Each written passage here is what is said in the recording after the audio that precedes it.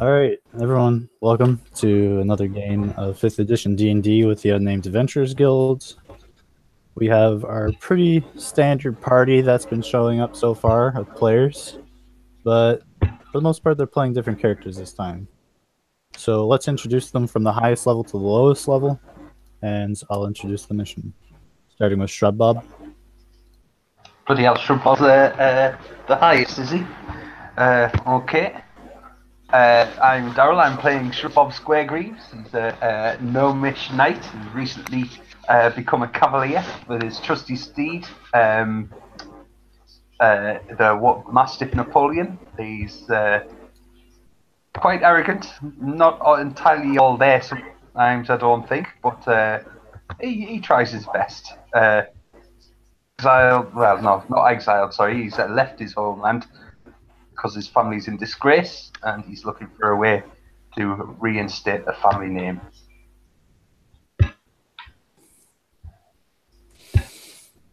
Alright, and I think that's Sildor. Yeah, I'm here will be playing Sildor this time, Sildor Lyran. That's a abjure wizard that recently arrived to the city for the mates tournament. It has he's a half elf with dark hair, not too long, that has this kind of eerie and creepy aura around him, but that seems determined to fight and enslave evil no matter the cost, and has joined the ranks of the guild hoping to achieve his goal.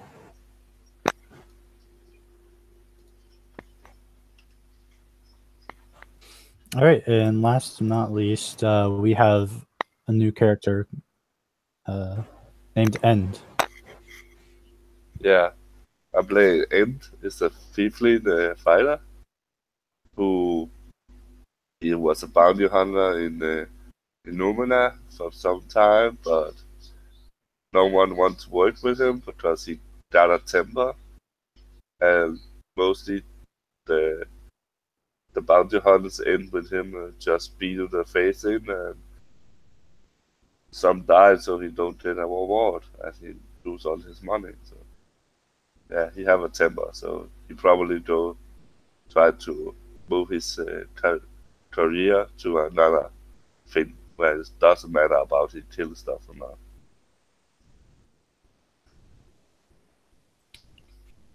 That's it. All right. So, of course, you are all in the guild hall. It's more like a tavern room than anything. That's what it looks like.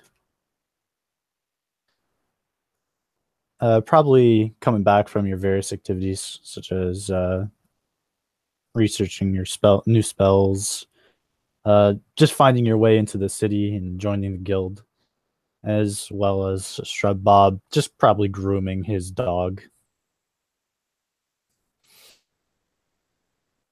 Yeah, probably yelling for Alvin too to bring in various bits and pieces. Alvin the Squire. I think I'm going to have to make a character sheet for him one day, for Alvin, to see what he's like. But right now, yes, he'll be sat there with Napoleon. I want to make him. Yeah, go for it. just post his name in there. So yeah, as you guys are sitting there, a messenger comes in and he puts up a new notice on the board of missions. A lot of people are looking at it, and who would be the closest to the board, as this crowd is kind of forming around it to see the new notice.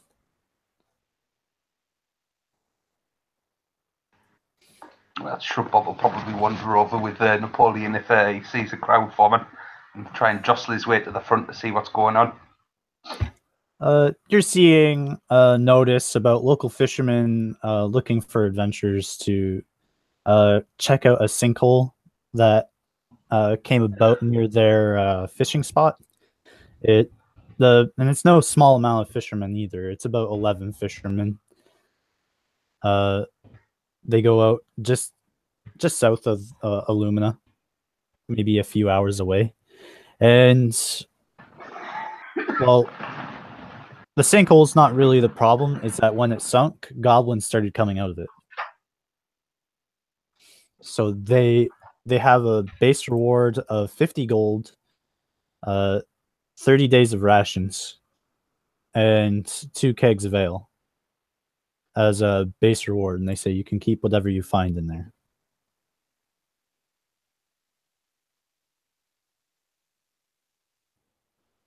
Goblins, dear boy. Goblins are nothing to worry about. Take on your cause. Barf. You can come too. So Alvin, you're going to bring Alvin with you? Pack, we're going on an adventure. Yeah, Shrub Bob. Anything you say. He runs off. Don't forget to bring that. Don't forget to bring that your loofah. You stink again. It does not. Already rolling great stats. No, the dog doesn't talk, mate. That was Alvin the Squire.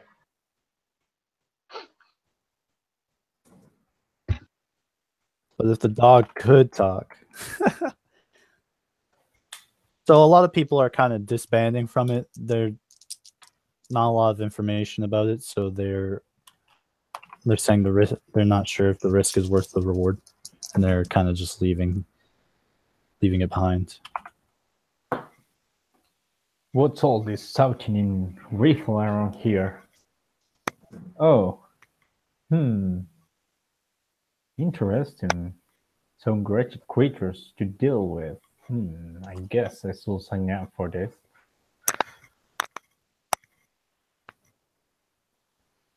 He's also known. Let's ask her real quick. Yeah, Alvin's also a gnome. Okay. And he just go up to the bulletin board. He sees the thing. He just read it down and almost walked out of the door. Looting it, maybe stop.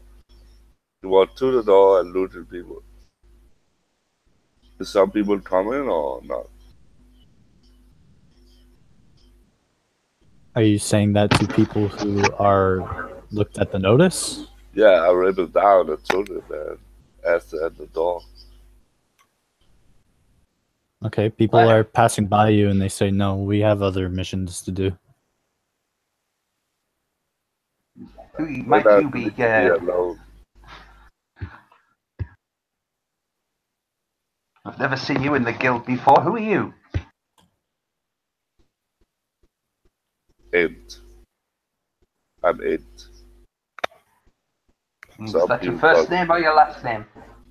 My name. Well, Mr. End, at least you can rest easy knowing that you've got the valiant Shrub Bob Squaregreaves at your side. Is that you? Why, who else would it be? I thought there was a Hydra requirement. Oh, he was what, sorry? I thought there was a height requirement.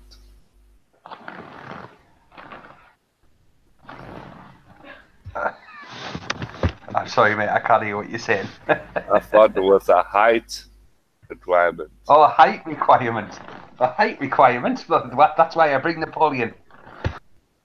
Oh, okay. So, isn't that kind of cheating a bit? Of course not. you need to compensate somehow. I have nothing to compensate for, dear boy. Yeah, your height. Have you know that I'm quite tall for my species? But your species are small. Height. You large creatures, you believe everything rests on height. I'll have you know that's not the case. Well, not so long ago, I saved a band of adventurers just as tall as you from an awful demon and a mighty fire elemental. From That,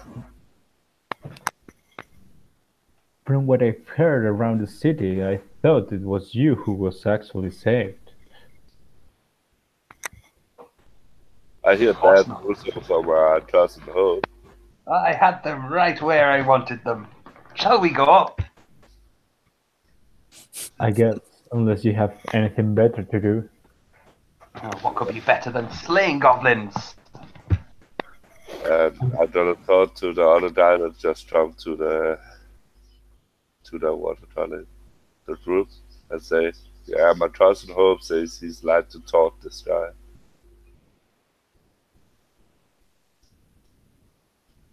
You This want to monk. do what? Tell, is you a human? The wizard. No, The high it's elf. it's a high elf. Yeah. I thought to them and say, my cousin, Hope. I know Hope, but it's not my cousin, but I told him my cousin. I don't say, my cousin says he likes to talk, the little guy. He'd like to talk with me? No? He likes to talk Did- with me. No, This I'm girl a talk. here, he likes to talk. Like, don't believe maybe believe 10-2% of what he's saying. That was a get about a hope. Get out of hope. But anyway, let's go and kill some things. I did Andrew to talk to small people here.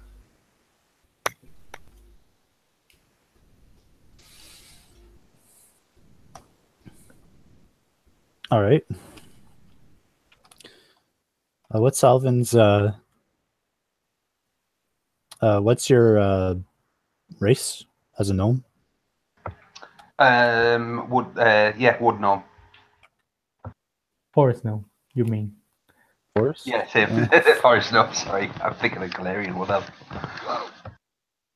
All right. I'll work on him later. But yeah, he says, "Oh, I'm coming," and he shows up with some chainmail and some a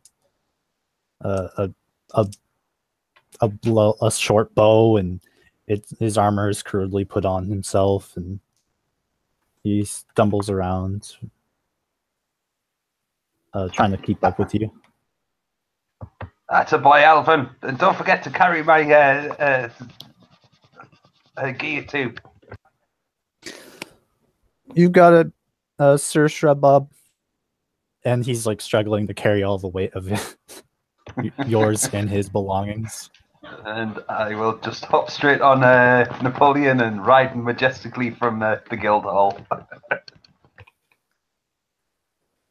He's trying to keep up. He's a little slow, but he's running.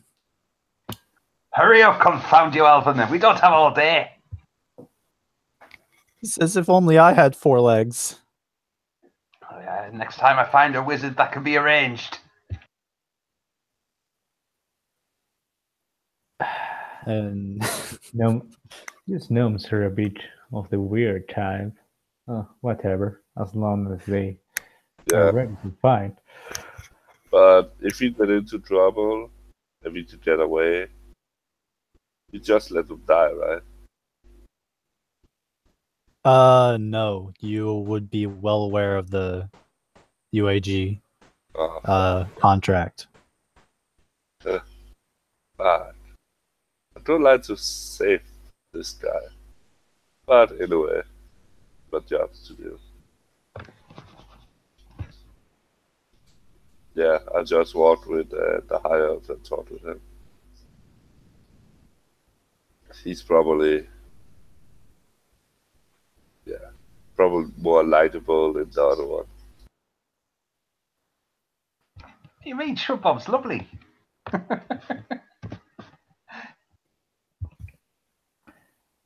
You find out soon enough that Sildor is not that likable. So it doesn't take you long. You all head south for about 5 hours. Alvin gets a little tired, and you guys have to take a quick, like a short rest, so he can recover from carrying all of his burdens. Confound it, Alvin! You're slowing us down again. He says, "Sorry. If only I was as strong as you, sir."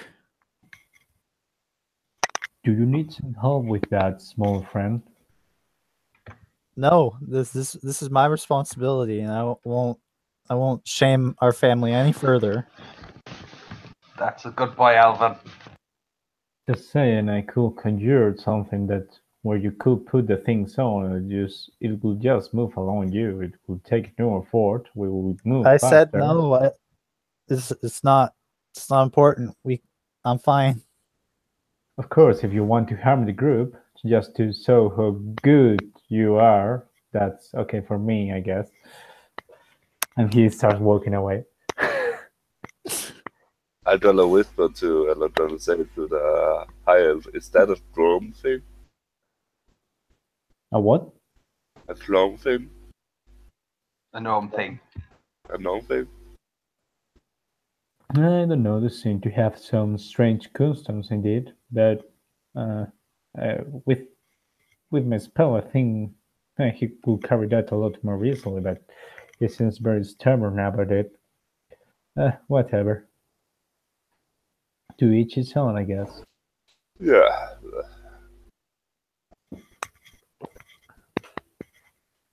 All right, so it takes you it takes you 5 hours to get to the sinkhole.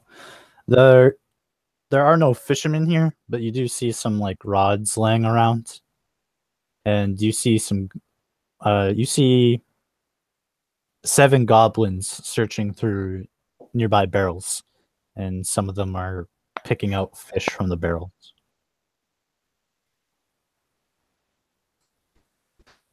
Rare frost. By Jove, we've got the drop on them! Napoleon, charge!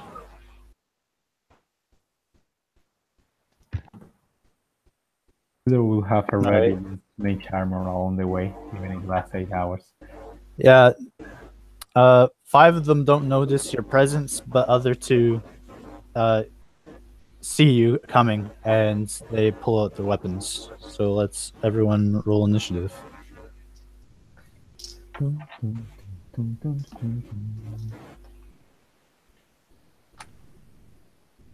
I got an eager initiative than I ever got with oral.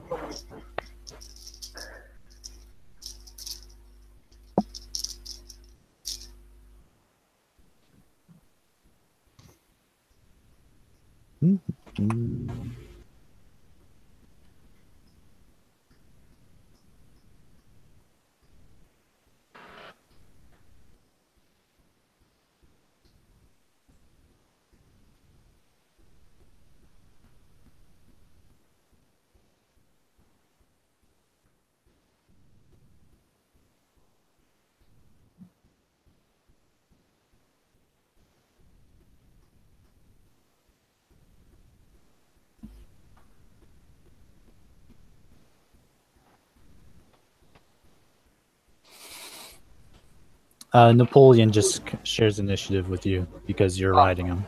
No matter.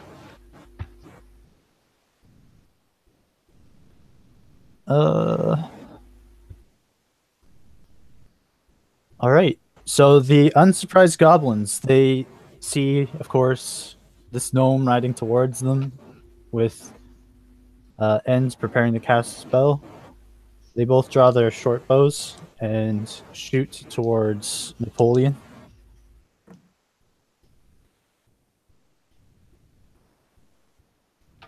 Does a 12 hit Napoleon? No, but just. And okay, and the next one is 16. Yeah, that one will hit.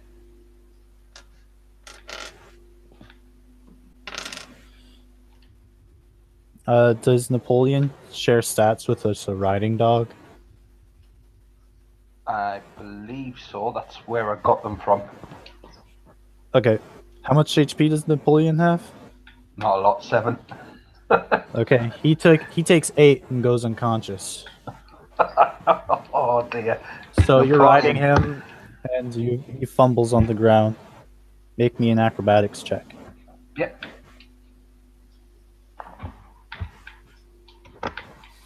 And there goes his nightly charge.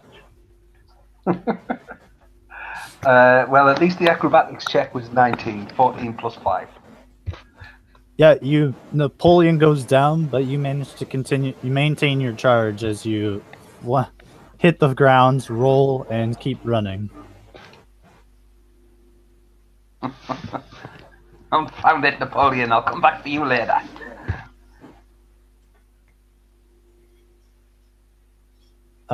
Who's next? Sildor. Okay, Sildor is going to take he's going to take like a wand from out of his sleeve, and he's going to use it to cast magic missile of the 2 unsurprised goblins. Okay, roll for damage. With 2 charges for 2 missiles each. Okay. That's 1. I have to roll for each missile, isn't it? Yes. So it's Oh. 1d4 plus 1 per missile. So 1d4. Okay, given I'm shooting 2 at each, I'm going to directly do 2d4 plus 2 to each of them. Yeah. That's 6 to one of them, and 10 to the other. The 2 darts collide with the one, and he's almost falls over, but he manages to pull himself back to his feet. The other one just gets clobbered, and the first one hits him and nearly knocks the daylights out of him, and the second one comes in and knocks him into a barrel. Then he will, so there will just. The one is laying on the ground, and the other one's still standing. Okay, he's just going to move to keep a good distance between the goblins and the others, maybe trying to take some cover around, and that's going to be his turn. Okay. Alvin is going to run beside Napoleon and pull out the arrow and try to stabilize Napoleon. Good boy, Alvin.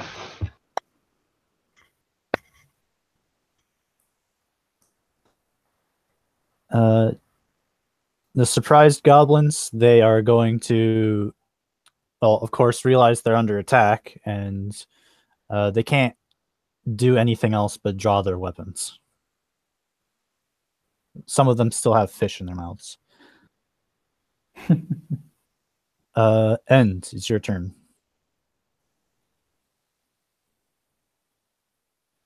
I gotta move closer. How far are we away? I would say that when they noticed you, that you're about 50 feet away. 50? 50. Alright. I try to move 30 feet closer and cast my Ray of Frost. Okay. One of them, and a 7, not gonna hit right. No, the goblin moves aside and dodges the ray. Then I'm gonna pull out my sword.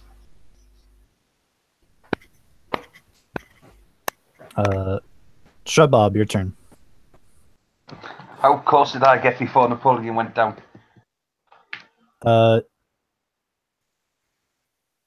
He can move 30 feet around. 25 feet would have been in Rome. No, I meant Napoleon. Napoleon couldn't do 40, I believe.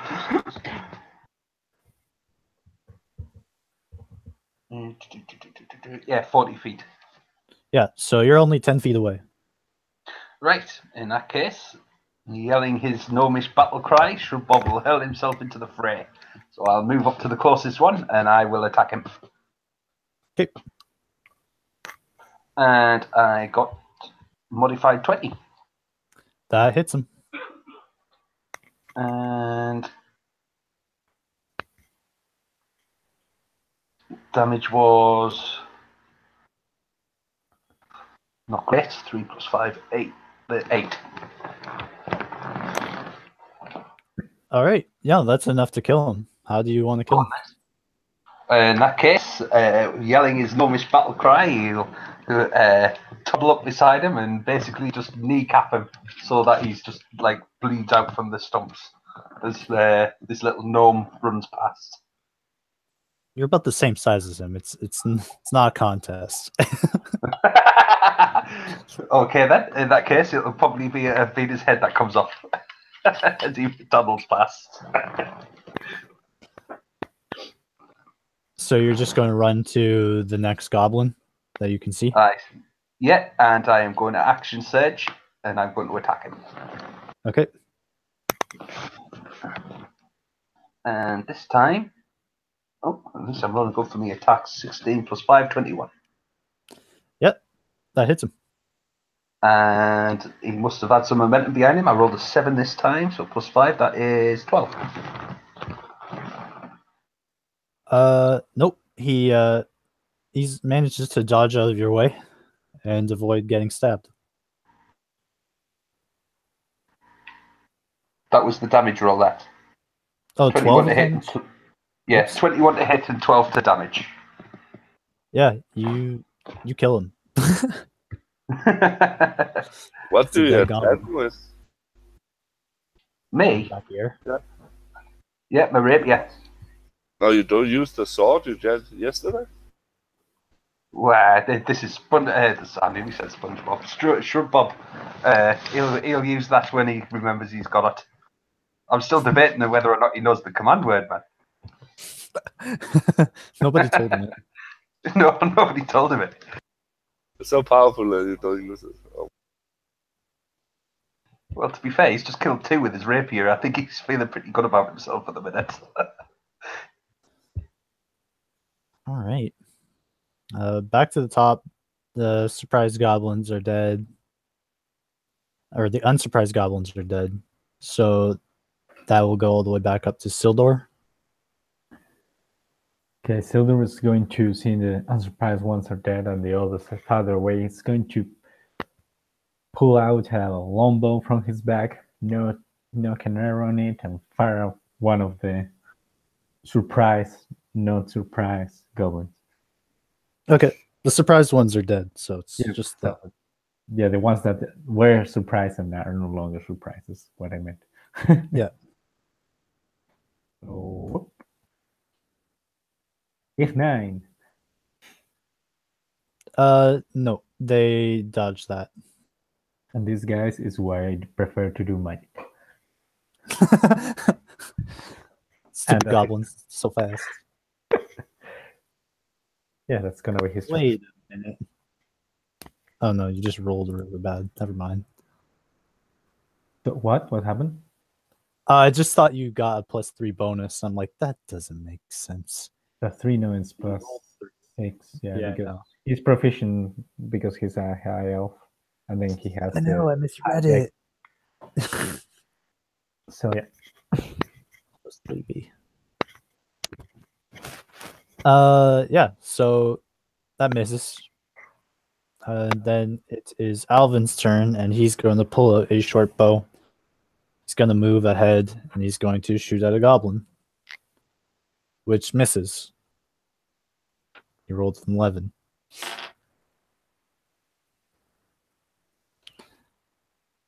The goblins, they're all going to pick on the biggest threat right now, which is the crazed gnome running towards them. Bring it on. 20 and 22 are going to hit.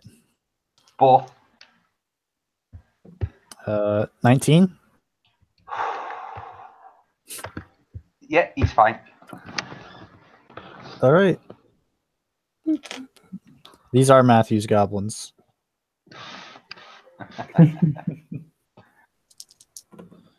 That's like Matthew's goblin is gonna become the new Tucker goblin. Yeah. Oh, that's not good. 9.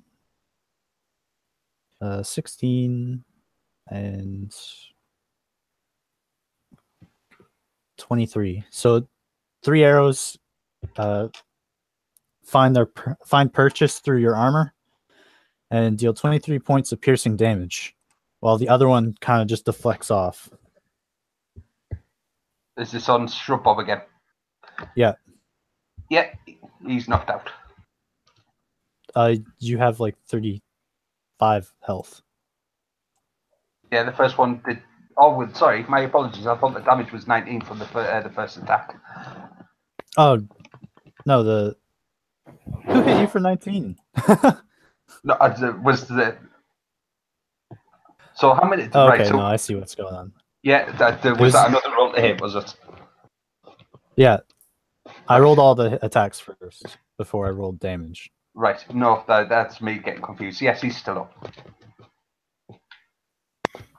So, yeah, and that's their turn. The fourth one missed you, so the arrow just bounces off of your armor. You'll have to do better than that to finish off Shrub Bob Square Greaves. That name.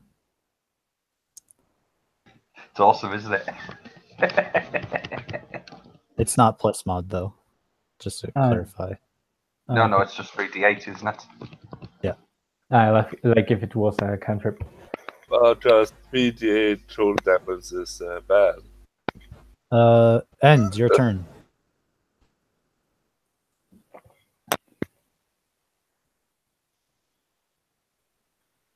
Yeah, I'm gonna run to one of the goblins and use my morning star to hit him in the face. Make your attack roll. That must be 22. That hits. Roll for damage. 8.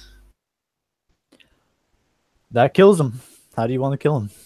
I smack my morning star into his head, and I put my foot on his chest and push him away, as his brain is flying out all around. Okay. Well done, Mr. End. As I said, that's why they called me the End. Really? Is it alright if I call you that? Oh. Wordplay is so good. Shrub Bob, your turn. Yep. Right. I will move up to the next goblin if it's within range, and I will attack. Okay. And I rolled. Ooh, nearly a nat 20. 19 plus 5, 24. That hits. And 8. 3 plus 5. Yeah, that kills him. Nice. If I have any movement left, then I will start moving towards the next one. Okay.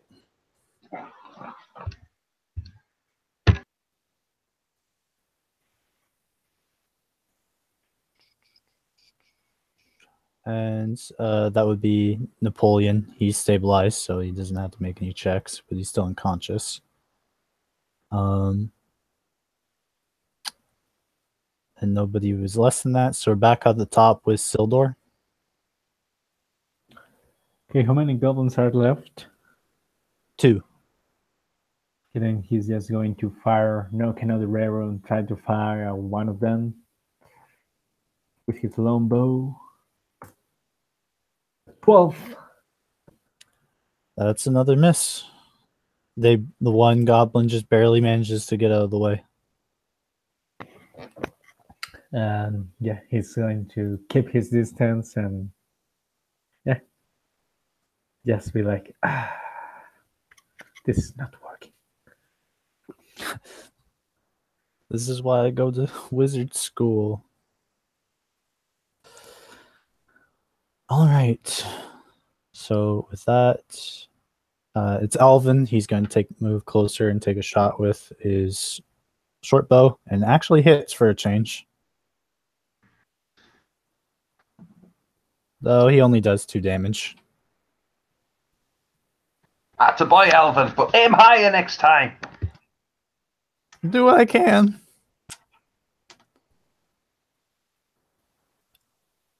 And the goblin's turn. There's only 2 of them left. They're going to disengage as a bonus action, move away from you, and shoot again at one at Shrub Bob and one at Sildor. So Shrub Bob, I'm going to assume that a 24 hits you. Oh, yes. And Sildor, is a 17 going to hit you? Just hits. All right. Shrub, you take 9 points of damage. Okay. And Sildor, you take 5 points of piercing damage. Well, the arrow flies, seems to go towards Sildor, but is deflected midway. Damn words. Game word, bitches. 7 points you said, or 5? 5. Okay.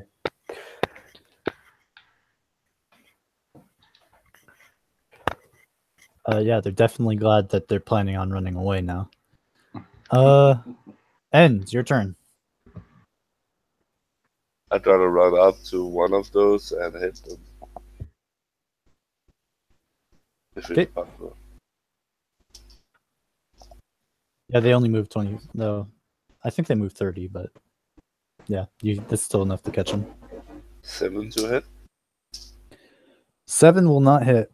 That's my turn then.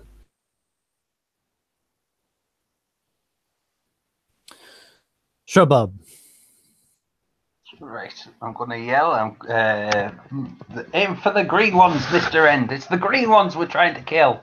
And then I'm going to move up to the nearest one, and I am going to try and hit them again. You fall short of swinging at them with your rapier. Okay. So as a bonus action, I am going to use my second wind. Just to get some health back. And I rolled a 7 plus 3, so I've got 10 health back. Alvin's going to give... Oh yeah, so top of the round, Napoleon's just recovering. Sildor. Okay, he's going to try the longbow thing again, giving it a last chance. 16. There you go. Yeah, you hit one for 6 damage. So, you hitting the one that he already got shot, or are you hitting the one that? Yeah, the one still that fine. that had been already hit, if possible. Yeah, your arrow plunges into him, and he falls to the ground dead. Yes, fallen wretched creature. And that's his turn. Alvin's gonna run, keep giving chase, shoots with a short bow. He pulls it back, and it just kind of, he has that awkward moment where he fumbles with the arrow, and it just falls on the ground. He rolled a 2. Found you, Alvin.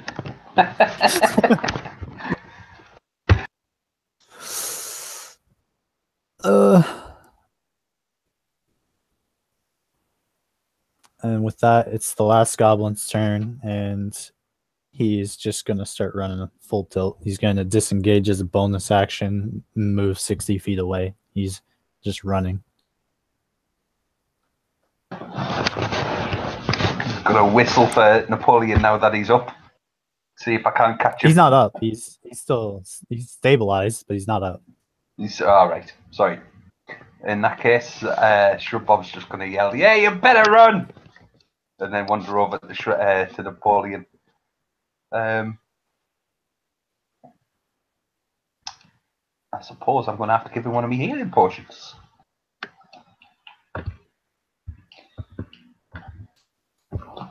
That roll for healing. Yeah. I can never remember. Is it 1d4 or 2d4 for a normal healing potion? 2d4 plus 2. Oh, well, he gets his full hit points back. I rolled a 4 and a 2, so that would be 8, but his hit points are only 7 anyway, so he's back up to full strength. Yep, the damage that he took is fully recovered. Didn't even leave a scar. Napoleon gets up and licks you. You're welcome, you silly beast, but next time, don't get hit. I know you didn't mean to. And the goblin's still running, so combat's over. How far away is But my next turn, I would want to move up and ray of frost him. Okay, yeah, take your shots then. How far away is the goblin? He's probably. Have you been chasing after him, or have you just been standing still? 20 to hit. If he's That hits. moving away, when he notices Silver will start to go after. Okay, yeah. And So 8 roll damage. okay, you just see a ray of frost hit the goblin. And he gets hit, and you see ice form around him, and he just shatters into a pile of ice. Huzzah! Good. That's good.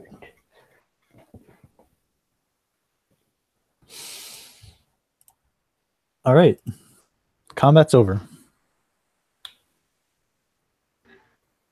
Sure, Bob's going to start rummaging through the bodies to see if they've got anything on them that might give him a clue as to what might be down the sinkhole, or anything useful that he can nick or share with the others. Look at the corpses of these pitiful creatures.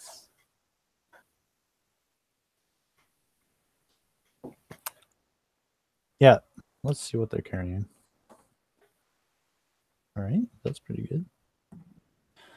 They're all carrying 1 gold piece for a total of 7. They're all carrying short bows, each with 5 arrows. Well, was 5 arrows. There's a bunch of arrows just kind of laying around or in Shrub Bob. You can use them ones later, it's fine.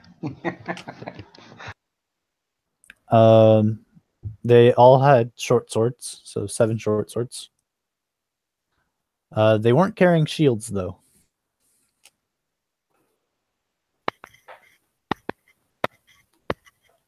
Right, I'm going to pick up one of the gold coins, I'm going to flick it to End, and I'm going to say, "Here, Mr. End, use this to buy yourself some fencing lessons. It seems that it would come in handy." And I'm trying to say, fuck off. Next time you talk to me that way, I'm trying to smash your head in. If you could actually hit it. Then I'm gonna freeze your ass off then. With that, Shrub Bob will move over to where the sinkhole is. And I'm gonna yell to him, "You better share that fucking gold." He just flicked a gold coin. Yeah, but I know there's more I fucking want.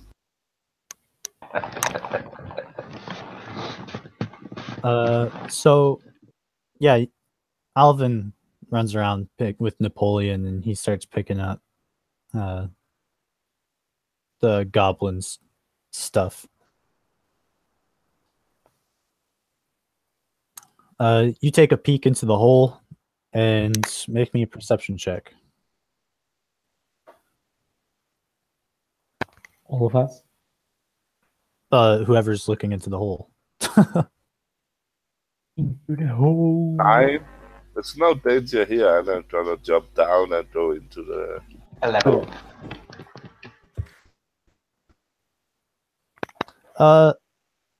So you just jump into the hole? Yeah, sure, there's no danger, right? With a 9. Well, we're just about to find out, aren't we, if you've jumped down. Roll me an acrobatics check.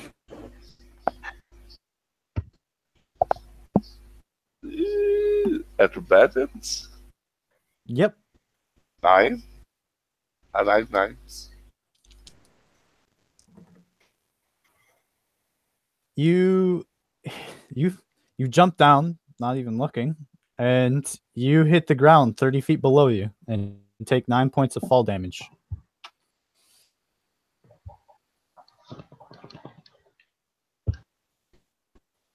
I would say, the way is clear. The way is clear. And I'm gonna use my second wind to get some hit points back. You also feel another gold coin land on your head. This one's for the acrobatics training. And just say, fuck off! And I'll keep the gold. You guys don't see any danger from up there. Is there a hole I have to go into? You're looking around, and you do see a tunnel. I go into the tunnel. You can drop me if you like. Just jump, it doesn't hurt at all. Sure, Bob will climb down. I'm gonna need all these. Oh, there it is. Hi, you.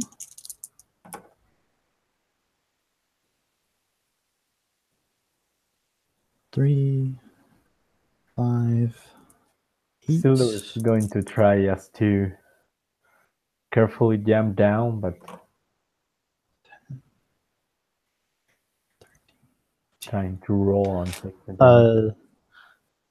You guys didn't pack any ropes or anything like that? I know. I actually don't have any rope, so yeah, I have to jump down. Neither Hope does that Bob. my natural elven dexterity makes me do a good landing because I have my fucking So you rope. two are also going to jump into the pit? No, No, he's I'm climbing down. I have rope. Okay. Don't Make me athletics or acrobatics checks.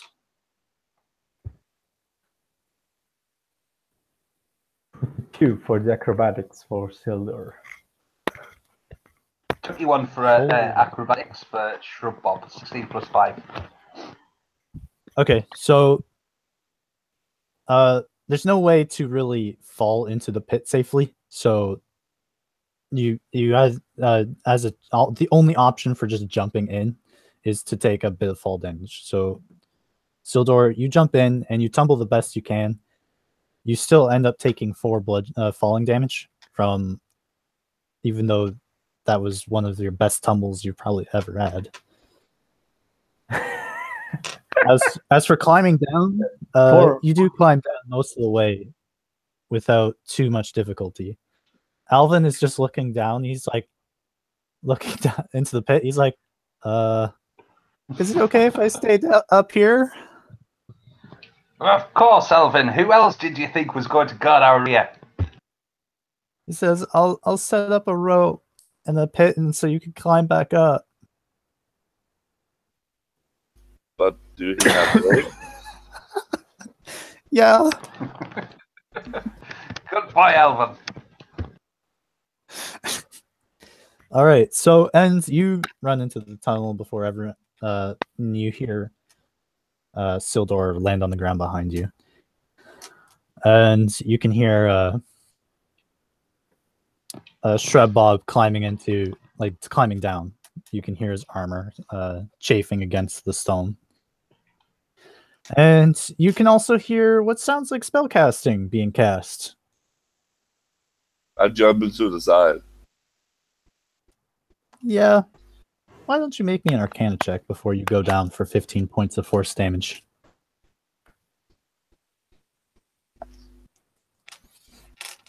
Me? Yeah. Let me see.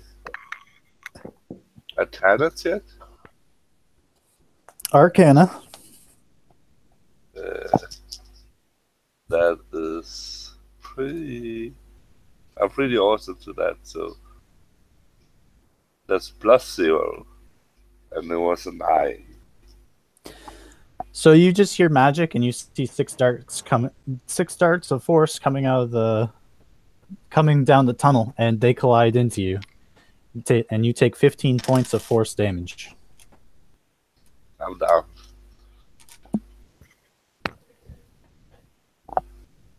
Sildor, you see We are this. under attack. We are under attack. Prepare yourselves.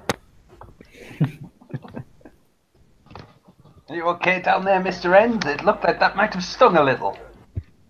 I don't think he's fine.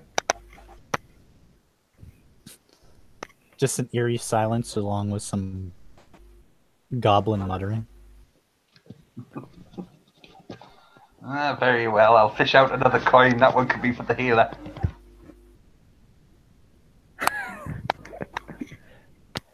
Silver will try to stay low and move forward, but silently until he gets the sight of a goblin. All right, make stealth checks. Okay, this should be interesting.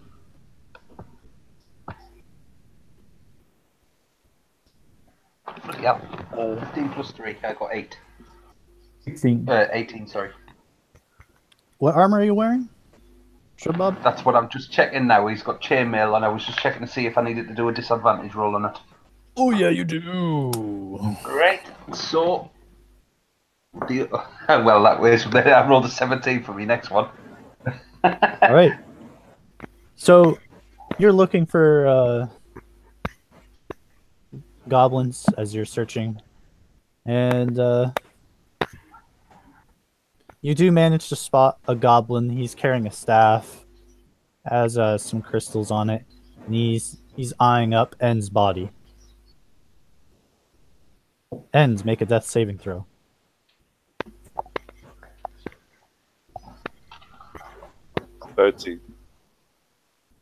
Okay, you succeed.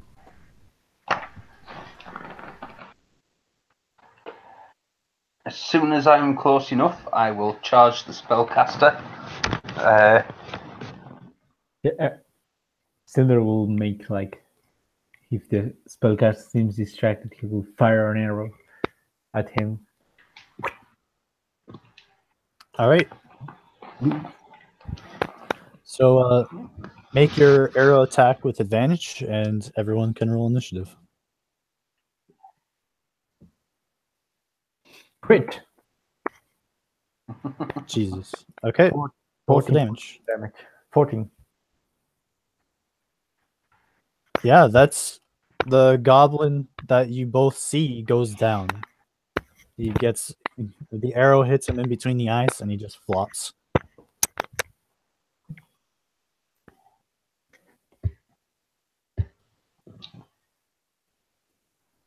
Moving like a shadow, slaying Nabal in the darkness.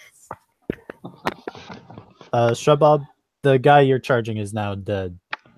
You're nearby Hope, or not Hope, End. You're nearby End. Right. Well, instead of attacking the shaman, he's going to look about a bit confused, forgetting that he's not the only one there, and then he's going to move over to End and try and stabilize him. Do you have a healer's kit? That's a good point. No, I don't. Make a medicine check. And I rolled. Oh, well, I seem to be rolling quite high all of a sudden. I got a 14. Your medicine is +1, so that's 15. All right. He has another success on his saving throw, and he's stabilized. He's not conscious, but he's not dying. And then I'm going to push another gold coin in his hand with a little note wrapped around it, say for the healer. Okay. Why do you keep chipping gold coins at him? You can do if you want. Why? Because it's funny, dear boy. I don't find it funny, but I guess it's okay. Sildor, make me another stealth check. Talk to him, yeah. Both of us? No, just well, Nah. unless I Shrub think Bob is they might trying know to I'm hide. here.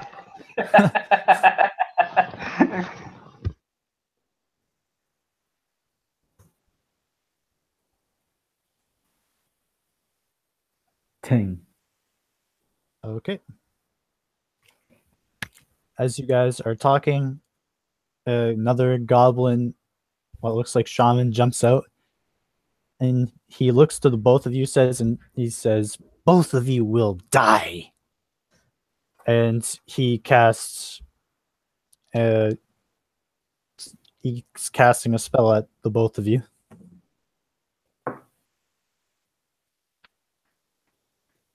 One of them just fucking hits the ceiling. Another one is aimed towards Shrub Bob for 19. That blows him off out with his boots. He is unconscious. Sorry, 19 hits you? Oh, 19 hit. Yeah, sorry, 19 hits me. I'm getting ahead of myself. I'm all over Yeah, the place, mate, You are so eager to die, guy. Sildor, is a 15 hit you? 15, nope. He just saw your steps nimbly. I thought you have mage armor cast on you? Yeah. Okay. Yeah. So yeah, the mage armor, it just collides with your mage armor, but doesn't make it through. Shrub Bob, you take 9 points of fire damage as in 3 that case. rays of fire head towards you. Yeah, so I'm not unconscious. Hanging on, but not unconscious. The goblin is surprised. Everyone's rolled initiative already? Cool.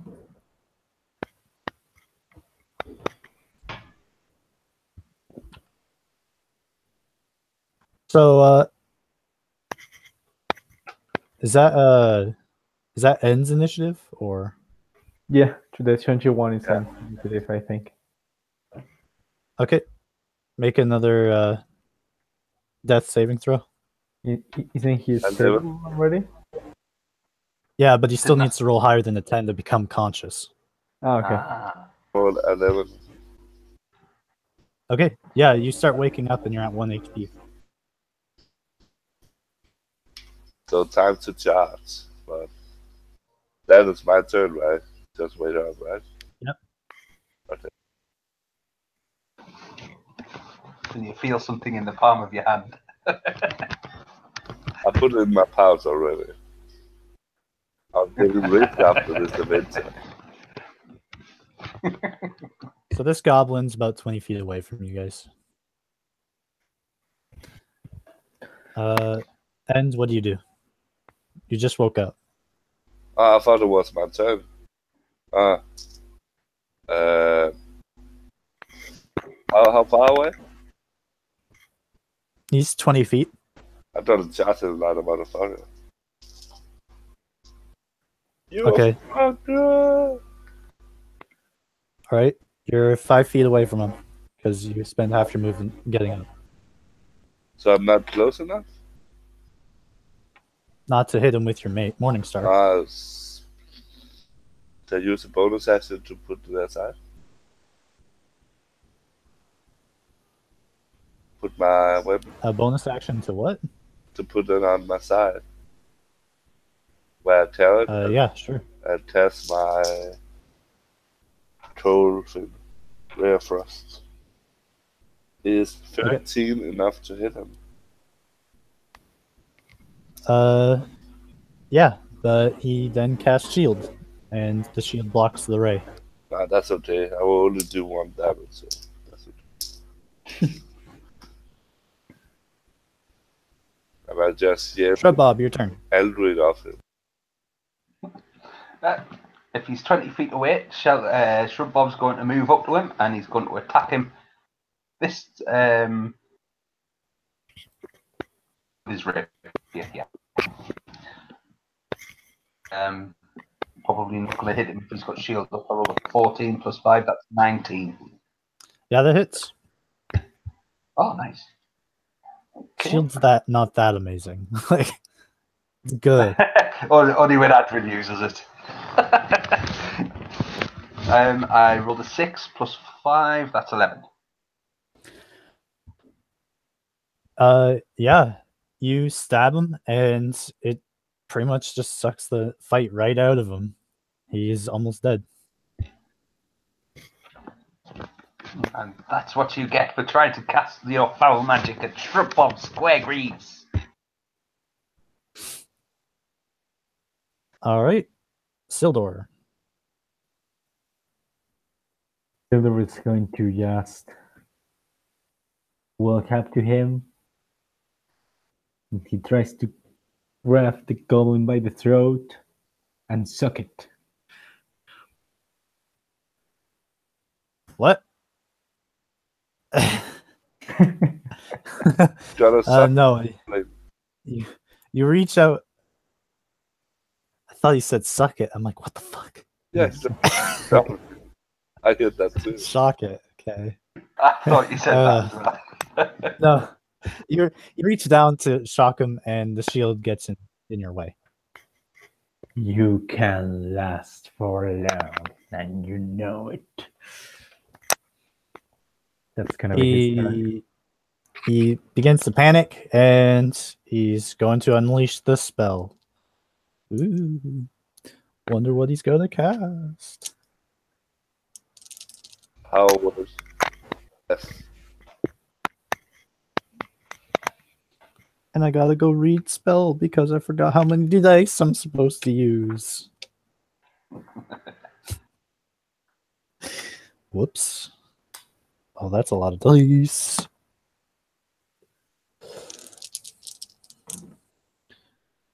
Eight, 10, 15, and 25. So how much HP do you guys got? 1. All right. You're taking a nap. I have a feeling so is Shrub Bob, as he only has 4. You're taking a nap. Yep. And does the arcane ward help with this? No. it's a shield. It doesn't count towards your HP. Okay, then I have 13. You all get overcome with the overwhelming urge to sleep. Wait! I Except don't know. for you're immune to it, so Yeah, for good. I'm a fucking elf. I can get to sleep by magic. Fuck you.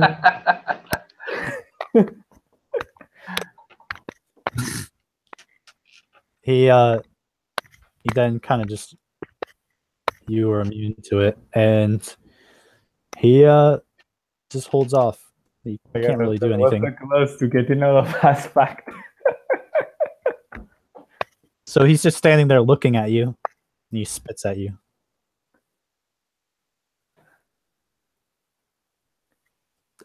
You're asleep. You're asleep. Sildor, your turn. I brush off the spit with his hand, and then with that same hand, he goes for another sucking grasp.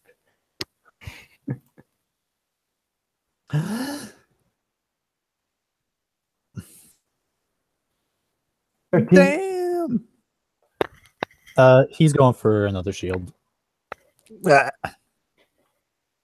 You can't keep doing that forever.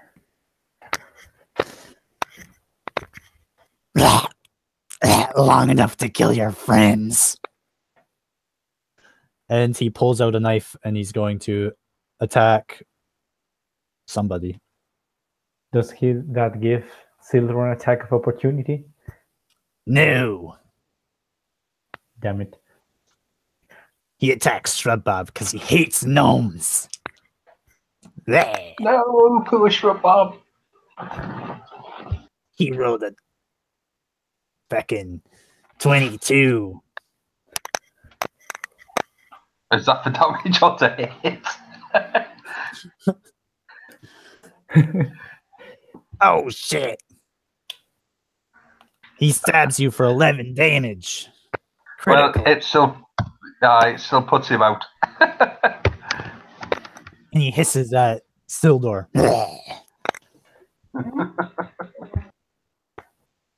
You aren't getting away from this, and you know it.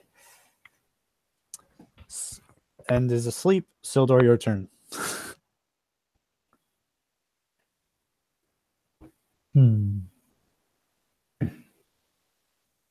Or, well, Shredbob, make a death saving throw. I got my phone dice apples. Oh, there we go, 12. That's one success. Yeah. Silver, for the third time, is going to... His hand is going to crackle with electricity. And... Get him!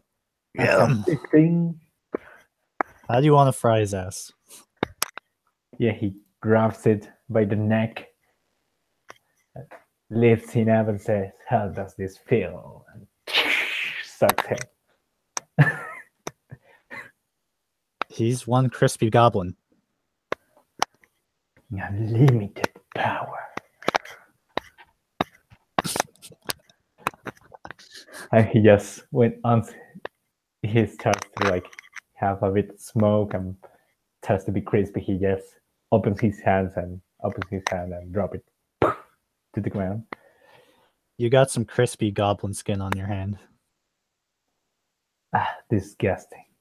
Then he goes next to Sir Bob, cleans his hand with Sir Bob clothing, and then he tries to stabilize him. Roll a medicine check.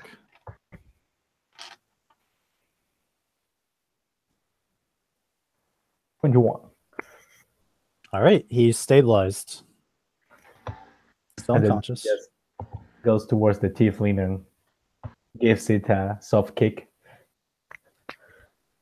Roll for damage. No, I'm kidding.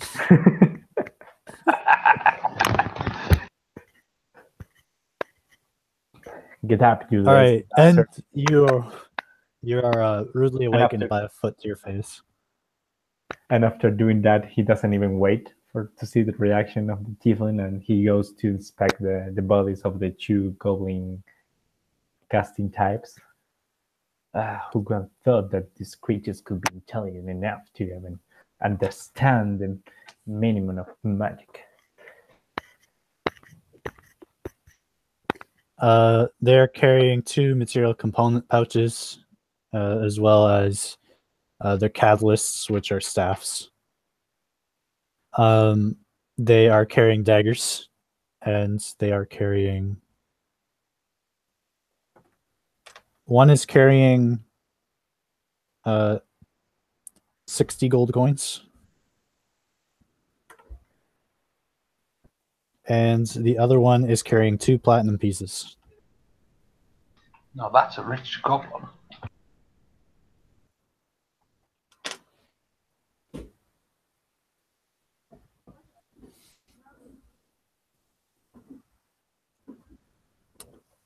All right. And what do you do? Shredbob, make a death saving throw. I got that 20. Oh, you wake up. Why don't you give yourself a d6 for your efforts? Oh, thank you. Silver is Wow, going to look great. around after inspecting the corpse and just look around again in this tunnel. He's going to decide if there's anything else around. Sure. Make me a survival check. There's the obvious. There's a few Natural 20, 23. Jesus. Wow. Yeah. So there's a lot of obvious things. Goblin huts that are, of course, very makeshift. There's not any wood in any caves, so they made most of their huts out of wood and leather, or stone and leather, or bones and leather. And their campsite is pretty mundane. Again, it's hard to get wood, but they managed to find some. You notice that there was a lot of movement from fairly large creatures in here. So it seems that perhaps the sinkhole was caused by something, or the goblins themselves to try to get away. But the two other casters that are here aren't strong enough to cast such a spell, so maybe they had someone stronger nearby, but he's gone. There's a lot of blood spattered everywhere, and some crunched bones, probably from some creature. You notice some prints in inside some of the looser dirt. You can identify it to be something from the Underdark, but that's about it. Dear companions, I suggest we take a short rest before we follow these tracks to destroy whatever vile beast this may be. We can do that. As you wish. I'm fine, but I understand that not everybody is so adept at slaying evil. It's nothing to do with adeptness, my boy. This is all to do with making sure that I am at my peak, ready for the final encounter. Call it what you will. So you guys decide to take a short rest? Yes. If that's all right with everybody, yeah. And I'm going to use one of my hit dice to regain During the short rest, 10 hit points. Can Sildor cast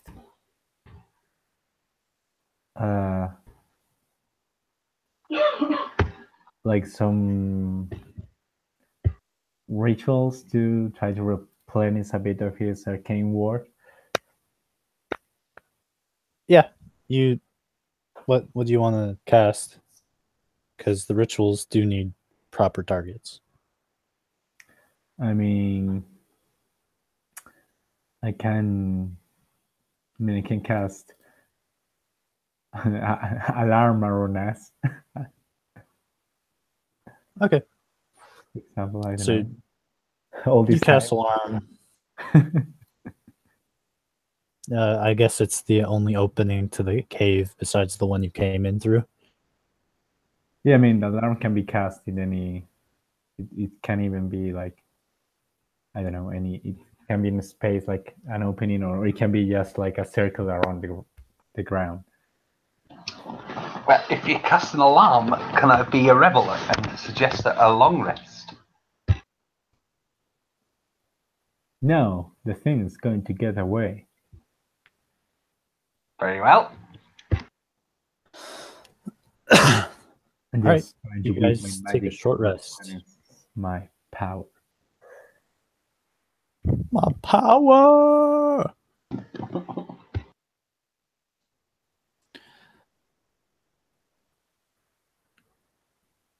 All right. So, what's next on the list? You guys have taken your short rest. Feel free to roll your hit dice for HP recovery. Actually, yes, I am going to use. I used one there, but I'm actually going to use all three, if I'm honest. I rolled Because my it took a one, bit of a battery. so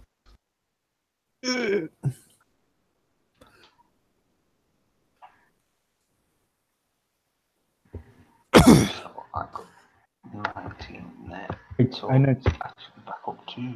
I actually don't gonna. I thought, yeah, because I thought I couldn't recover anything from the short rest, but I forgot the wizards have arcane recovery, so yeah, he isn't going to be casting anything. He just rests Okay. to recover one spell slot. Did you even cast a spell? Mage armor. Oh yeah, mage armor. Yeah, it's still up. It's got like 8 hours. Yeah. yeah. Well, 7 now. Well, yeah, 7, 6, and something. Right. Following the short rest, Shrub Bob, thinking that he knows absolutely everything about everything, is going to wander over to the tracks, and he is going to try and discern what kind of beast they are tracking. Sure, make me a nature check. Yep. What's my nature thing? Oh, +3. Oh, it doesn't matter anyway. I rolled 7, 10. No. You can't really discern about it. You can tell that it's quadruped, but that's about it. All right, so he's going to pretend that he wasn't staring intently at the tracks. He's going to make it look like he was looking about and announce to the others, "It's all clear, chaps. Shall we be off?" Let's follow it. Doesn't matter what it is, but probably needs to be banquets. So you scour this local network, and eventually you come to a point where it does lead to some underwater pools, and the tracks kind of lead to the pools, and unless you guys have underwater swimming capabilities, there's not much else you can do to follow them.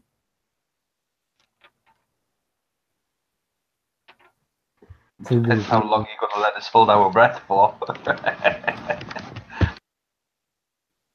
Sildur approaches the pool carefully and tries to take a look underwater. You don't see anything in there. However, the water is salt water, so you assume it might be connected to the Demon Sea.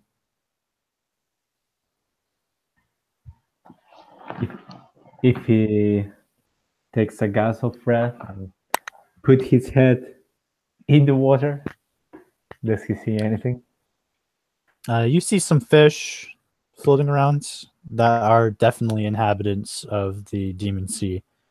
Besides that, you don't really perceive any dangers.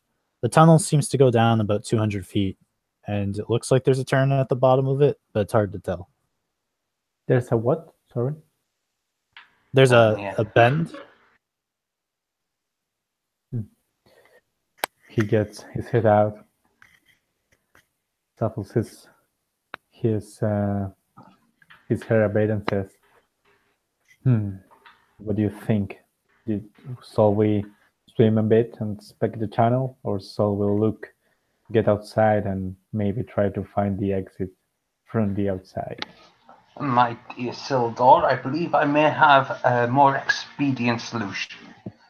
There is no way I will be able to swim that entire distance without more than one breath. However, we have some perfectly fresh goblin bodies back in the other room. Why don't we throw them in the water and see what comes out? I thought you was a good swimmer. Idea. Oh, my dear. My dear Mr. End, I am a perfectly adequate swimmer. However, 200 feet is far too far. My perception check, by the way, was 16. Hey, here's something coming your way. It's pretty large and loud. From the water or from the somewhere else in the network? From the tunnel. You can hear it saying something along the lines of, "I've got the goblin stick." And then you hear another voice saying, "No, it's my turn to have the stick." In what language we heard that? Common. Okay. This is probably a long shot, but based on the arguing and the tone of the voice, am I able to roll some sort of check to see if I can discern what kind of creature it is?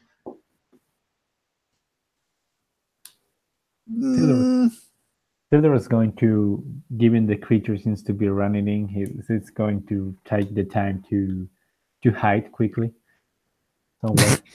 so they don't see him right when they enter the cave. Well, there's a tiny gnome trying to work out what the voices sound like. I'm gonna run out to the turn and try to shoot them.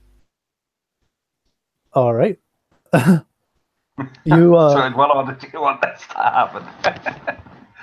All right, so I'm going to lean towards no. There's no way you could really discern something by hearing something run or by just its voice. Maybe if it was using animal noises, but it's talking. I'm still going to turn to the others and go, I believe we're dealing with something rather large. Silver is already hiding, like... That's all right. Why? Bob's looking straight at you. Don't blow All right. cover. So as Sildor is hiding, which make a stealth check, by the way. 16. All right. As you guys are sitting there, one of you hiding, trying to discern what it is, a large, kind of a very tall-looking ogre with two heads runs around the corner. He's carrying a great club in his left hand, and he's carrying seems like a staff in the other. I'm gonna shoot him with a thruster ray. I run away. Okay, all right, everyone roll initiative. Uh-oh. Why fucking hell give us the option to flee? Or fucking hell. I hate you, Chris. How the option to flee is between our exit. We talk with it, but don't fire away.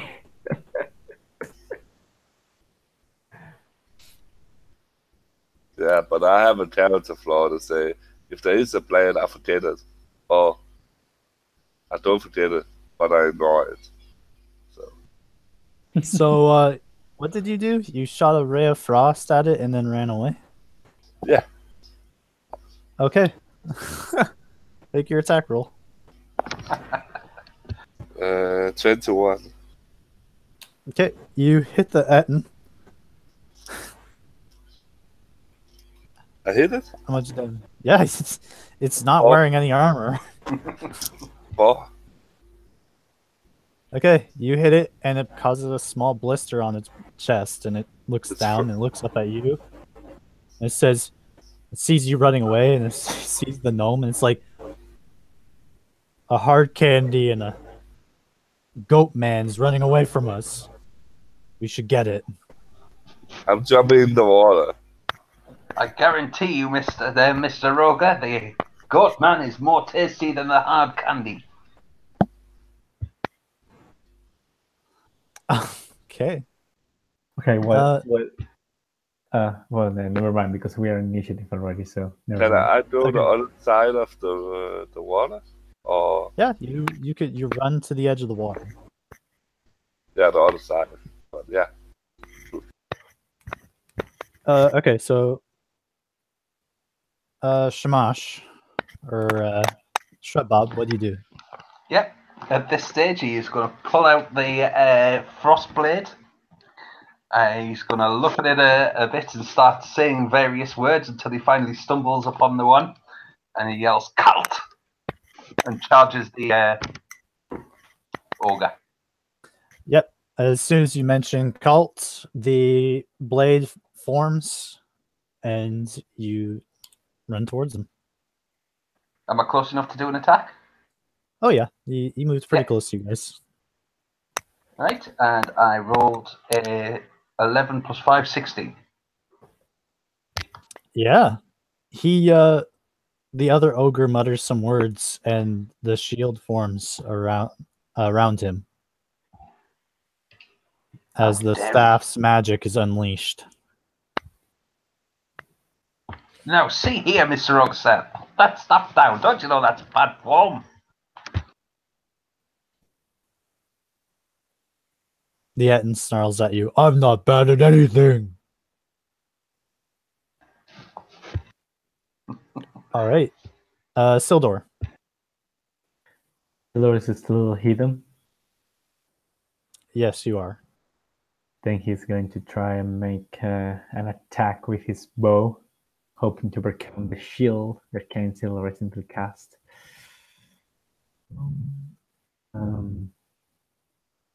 If you cast a spell from hidden, you don't get any advantage out of it, right? You get advantage to attack rolls because you're hidden. Okay, well, still he's gonna fire with a longbow, so that's advantage. At 23. Ooh. That hits. It pierces through the shield. 11 points of damage. Yeah, he stumbles as he takes the arrow, and he's surprised that the magic stick's power was defied, and he looks over to you, and he says, "Ugh." And Silder is going to move with his movement as far away as from the creature as he can, like, hello there, sir. And he just backs away.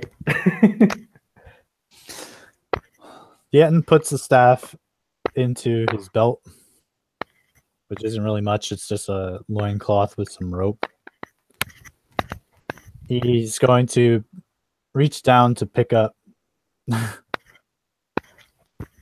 He's going to reach down to pick up Shrub Bob. Unhand me, sir. Make an athletics check. 17. Yeah, he picks you up with one hand. He runs towards Sildor, and he's going to throw you at him. Great. Well, that's not good for... That's good for Sildor, but not good for Shamash. Remember, he have 10 less movement speed. Yeah, he's still going to make the throw. Not that it matters. So, Shamash, you get picked up. He starts running, and he throws you at Sildor. You take 7 points of damage from being thrown and colliding with the ground. Oh, that's a bit bad.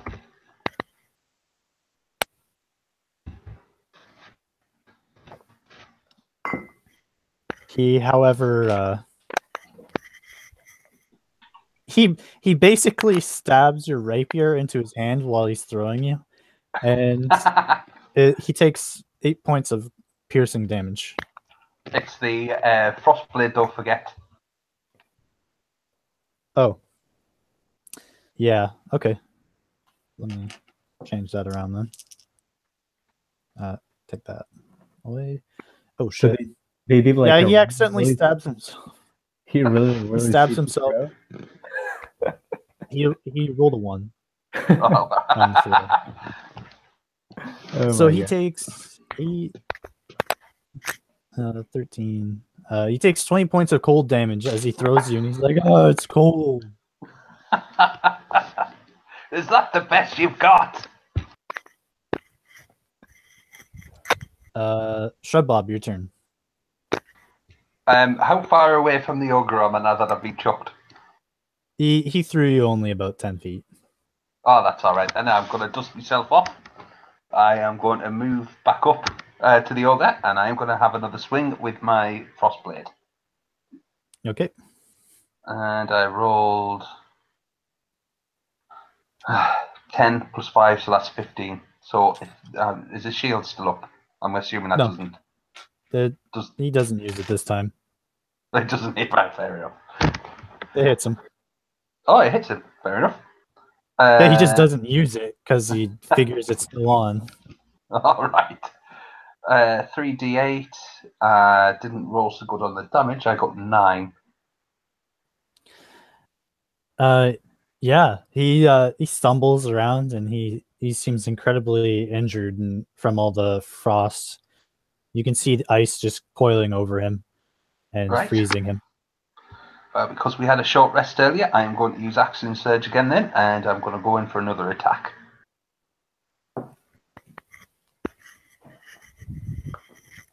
And I rolled 8 plus 5, 13 this time. No, that's just gonna miss. Right, You swing the frost blade and he just steps over your swing. right. And that's Bob then.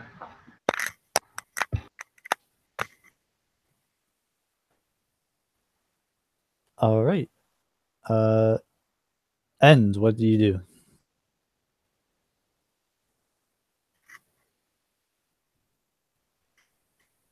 End. And it's finished. End has met his end. Yeah, I'm gonna try to. How far is I away from him?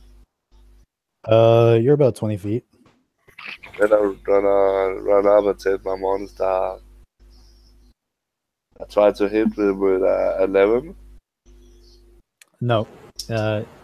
He just moves away from you. Damn, I'm so bad to roll it. Yeah, funny, I'd rather say it would. Yeah, Okay. I'm full health now. Sildor. Sildur's eyes are going to turn black as he starts to purr, like his saddle starts to enlarge, and he says, "You wretched creature aren't having any candy today.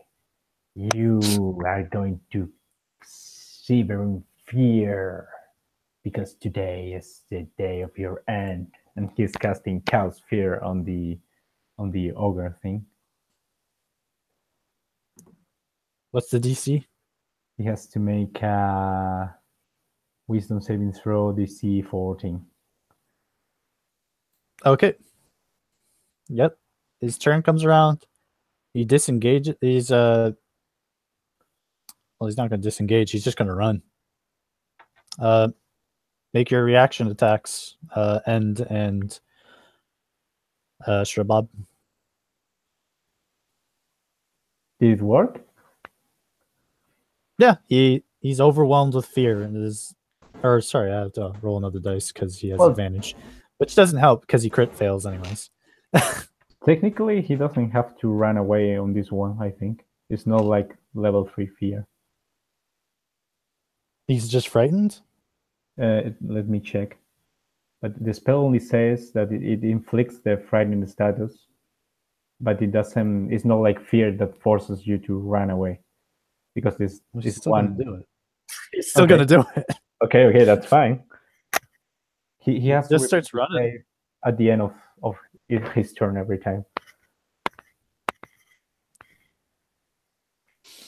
Yep. So after you cast that on him, he starts running away. Ah!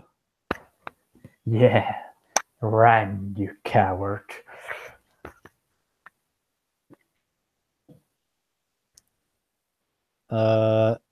So End and Shrub Bob make a. You can take reaction attacks against him if you want. I want 15. I rolled 18. No. Okay. Yeah, you both hit him. 12 damage. And 11. Yeah, he drops to the ground as he turns around, and you hear a loud "oof," but then he's unconscious as he hits the ground. And I just said my turn. Very well, Mr. End. I'm not gonna loot him. Do you not want to kill him first? It's dead. He's unconscious. Oh, I always attempt to kill him. I'm gonna put my monster and smash his face into the ground Okay. before I loot him. Silver walks calmly towards the corpse and says, "You tried to run, but since didn't turn out so well for you, did it?" And he's going to go to grab, curious about that magic stick that the creature seemed able to use. And he's like, even the stupidest creatures seem able to do magic these days. All right. It's a glass staff that has a blue tint to it. He got, well, Has a couple of rods, steel, like pittons in it to keep it together. But besides that, is a staff. does it seem to have any aura on itself? Like, Oh yeah, it's a magical staff. okay, well, later on when he has the time, he will use identify on it. Okay. What do you guys do? I'll assist the End in checking the ogre for anything else it might have. The Etten doesn't have anything else. It was just a staff. Okay. I don't know. Do you need to check the water? Well, be my guest if you wish, Mr. N, but I believe this might have been the creature that was causing the goblins so much trouble. Look at the size of him after all. Yeah, that's likely to be true. We still don't know if anything from this creature is available, like from the creature itself, or any purpose. No, just the gigantic club that it was wielding. But that's about it. Unless you want to take its loincloth. No, but I mean, not like body equipment. parts for alchemy. Yeah. Oh, Yeah, that's what I meant. Well, their eyes were useful for something, but somebody smashed its head in. Damn brutes.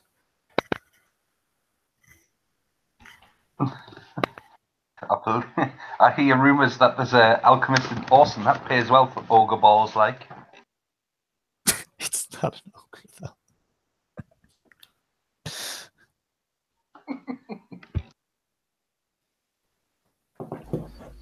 Well, is that not ogre balls that serve in the inn every Tuesday? I think so.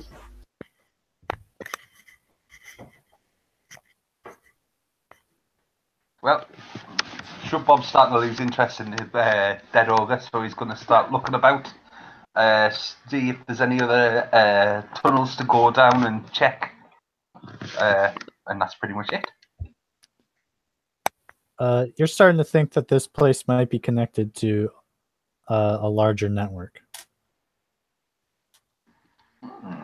So let's swim down here.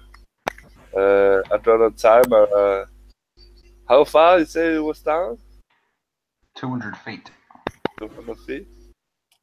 Is that a club? Is that on a sink or float? A club? Yeah. If you just drop the club in there by itself, it will float. Fuck. What about the ogre? The Etten would probably just get stuck. What are you thinking, Mr. End? Tie a rope to something and jump down with it and hope on the best.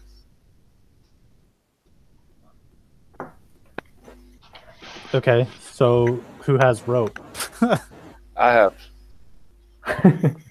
But I didn't. Okay, so you have 50 foot of rope. Yeah, probably, yeah. It's 200 feet. How long till we swim before we lose our breath? It's 1 minute plus your constitution modifier. Yeah, turns, right? Well, that's if you can, like, underwater. If you are over water, I guess, I don't know. It's more vague. Oh, yeah, underwater. So 1 minute, that's 10 turns. And I have 13 turns.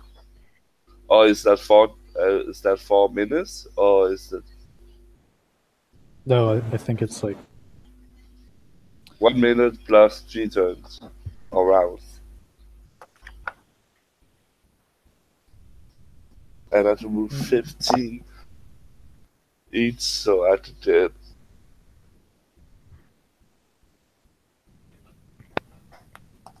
Let me see. I think it's like 20 seconds for every constitution modifier you have. No, it's 1 minute for every constitution. Is it? Okay. Yeah, it was 1 minute plus whatever your constitution mod is. And then once you end that time, you start to suffocate, and then you can survive as many rounds as your constitution modifier is. Okay. So I have to swim 4 minutes, right? How far do you move I mean, the speed of, for example, for Shrub Bob is 25 feet. So how much time has elapsed when he's walked that 25 feet? You have 6 to seconds. 6 seconds. All right, so it's feasible then. Okay, yeah, shrub bob's in. And you have to move it because you're swimming, right? Yes.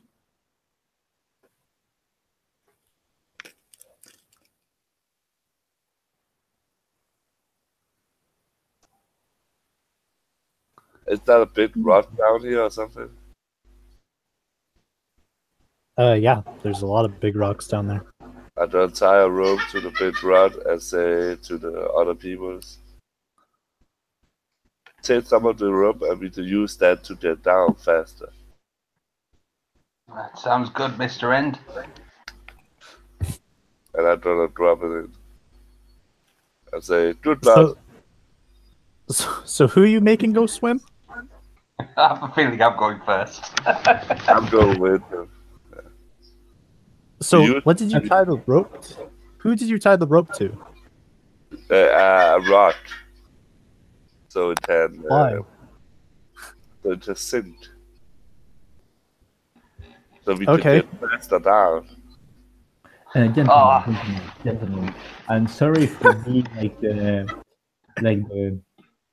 negative guy here. I kind of that guy all the time, but do you really think it's a good idea to swim in your current twist? No. It's too late.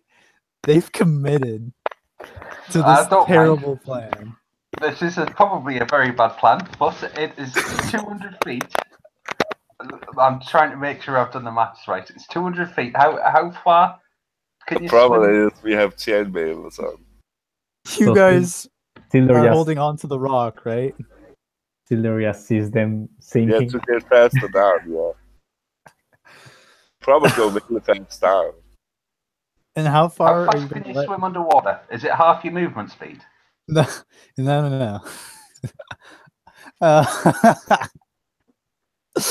Oh my god. Yes, you without making any athletics checks, you guys can swim half your movement speed.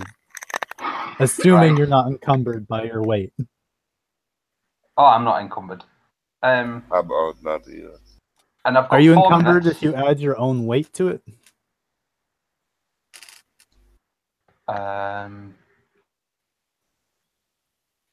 Oh, sorry, half your weight to it.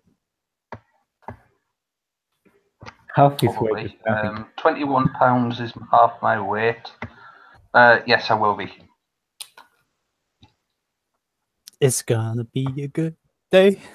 How much do you care? Is that 50 times your strength modifier?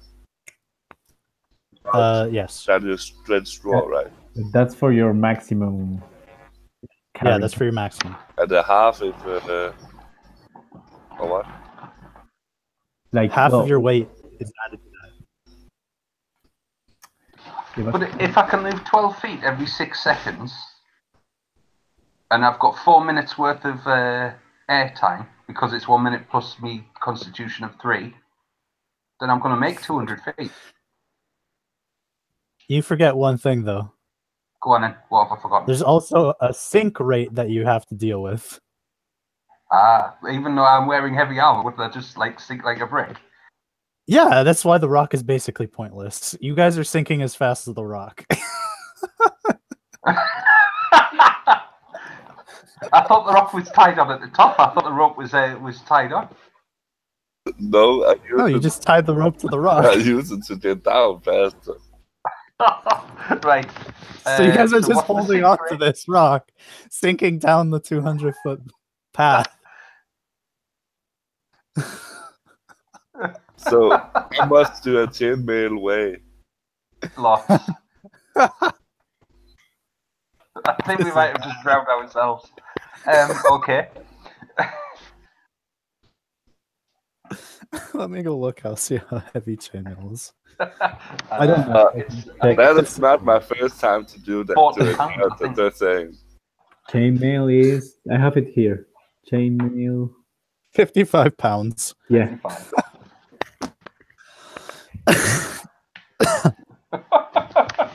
Something tells me we've just killed ourselves here, mate. But let's see what happens. We're committed, So- like you said.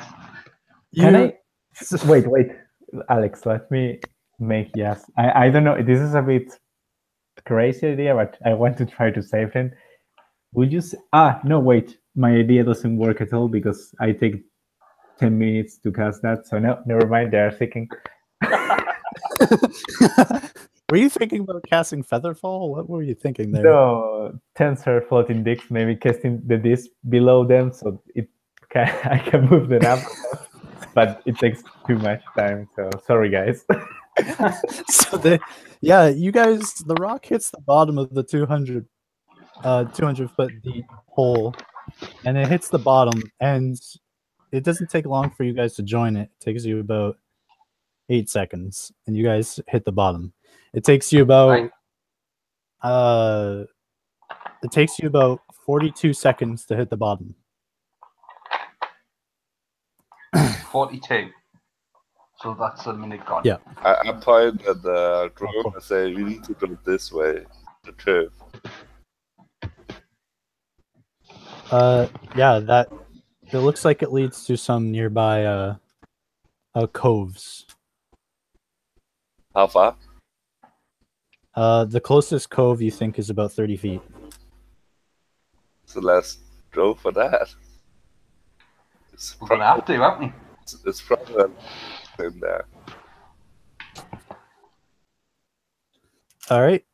So it takes you 12 seconds to get around the corner, Mm-hmm. and inside you see just this den with a bunch of large fish in there. It's not too big. You could probably fit one of you in there, but it's just got a lot of large fish in there. Probably good for fishing, though they don't pose any actual threat. Is there any air pockets that we can use, or are we now out of danger? Or no, you guys, you don't see any. The path that you're in right now has got another bend in it, and you're not really sure where it takes you, but it seems to keep going down, and it seems to expand a bit. All right. Well, we're probably past the point of no return at this stage, if I'm honest. So we've got one choice and one choice only, haven't we?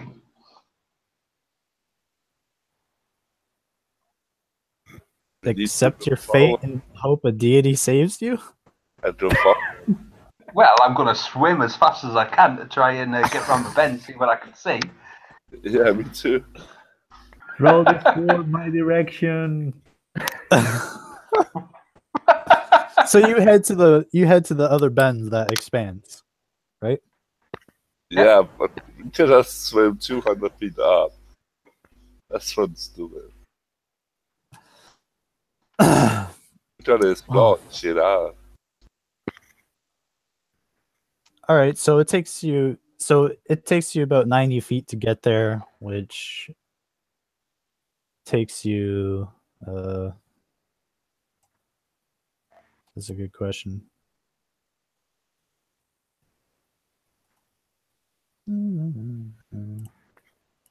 Takes you 36 seconds to get to. So you guys are at about 1:30. So we've used 1:30, so right, so I've got 2:30 left. And you guys look up and around, and it does open up to some large shoal, and you can see that it does go up, but it doesn't look like there's any air up there. And you do see a lot of coral reefs laying around, a lot of fish swimming around. You do notice that there's one incredibly large fish, and it's eyeing up Shrub Bob, but it's not really sure what it wants to do with them. Right.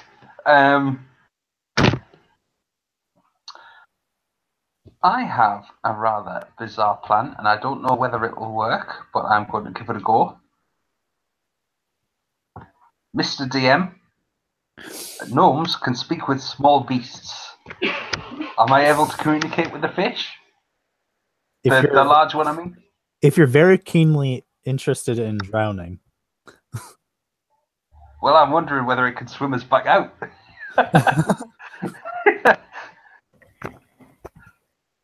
Well, you open your mouth, you're gonna let water in. So Right. Okay. Fair enough. I'm gonna look at End, and I'm gonna give him a quizzical look. Do we go on or do we go back? I'm motion to go on. Oh, God. Okay. Sure, Bob's gonna die. He follows.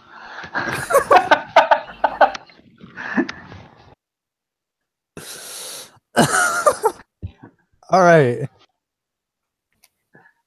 Character personality to be damned. I'll send you Alvin's character sheet.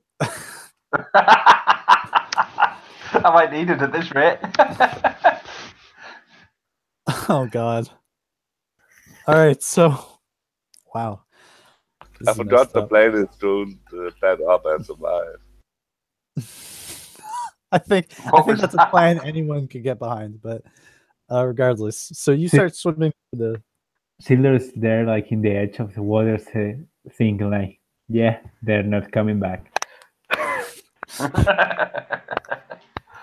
so you guys continue swimming down this a large shoal, and you get to the end of it, and it does tighten up a bit, but it keeps going, and you do see light coming from the very far end, and as the light kind of comes in, the color comes into the area around you. How far? I'm gonna say about 800 feet. 800 feet? Yes. Right. Okay. So Go for it. go back or 800 feet? I'm going for it. I'm committed now. If Bob's gonna die, he's gonna die. Can we use a wall or something to help Wait. us to follow the water? Don't say it. You have the water just where you wanted it. Oh, Dave. But can we use the walls to move us faster forward? Make me athletics checks. I forgot to take my E dice off of 3 dice, so I rolled 49. Let's do that again. I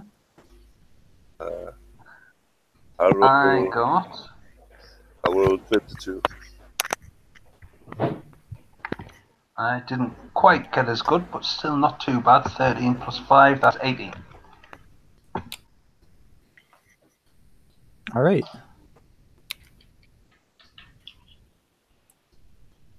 After this, our swimming speed must increase by 5 feet or something like that. It must be something like that. Can we get proficiency to swim with full plate? I don't think so, mate. I don't think that's possible. Heavy armor. Hey, you can swim, but you have to be like really strong. Like ogre strength strong. I think I almost can, but if I don't need to add my own weight. But yeah.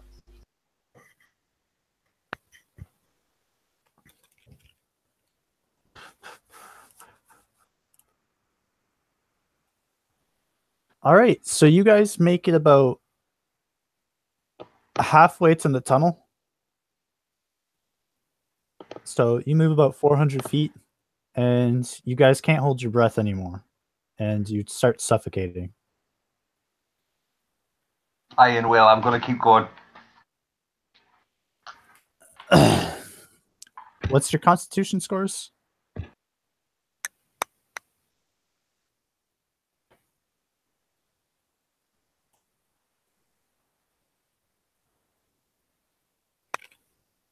$16 for End and 16 for Short Bob.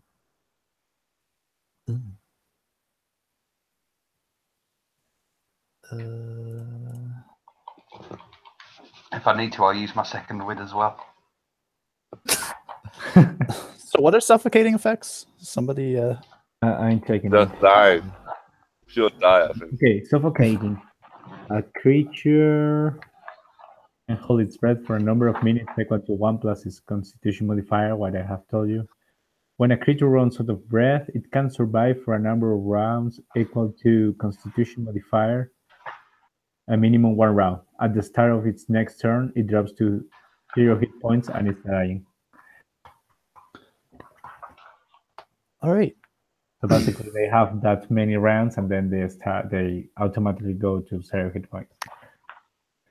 You guys manage to make it to the end of the tunnel, and you look up, and you can see the surface of water. Be a kind GM. You know you want to be. Kill them. Do it. Damn it, I already had a plan to loot their bodies.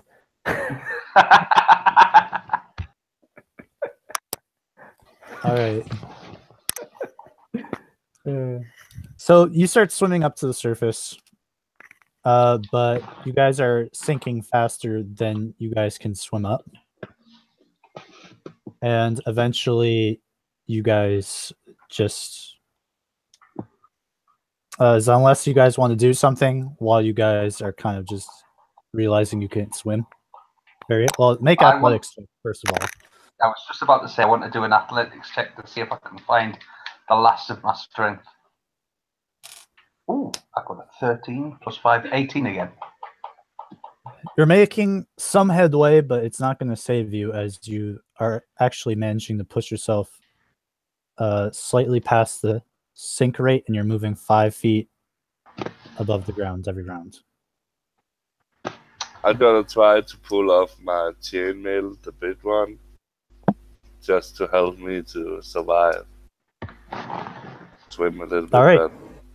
You're done for. It's going to take you 10. It's going to take you 5 minutes. Dude? It takes you 5 minutes to get out of heavy mail, mate.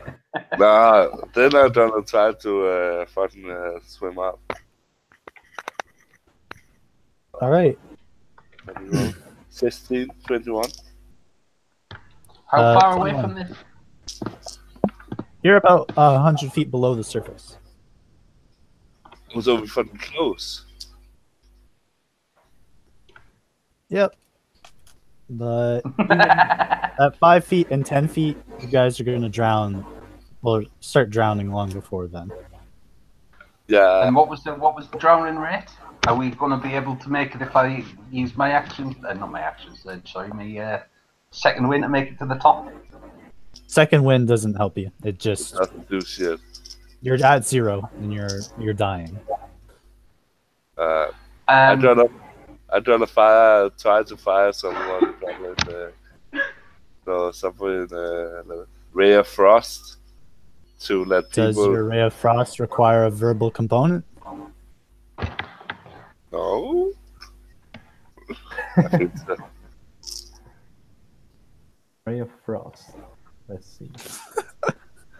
Ray of Frost. Yeah, it's verbal and magic. So what's it? It does require a verbal. Yeah. Yeah. Guys. You try to cast it, and water enters your mouth even further and chokes the words away. Right.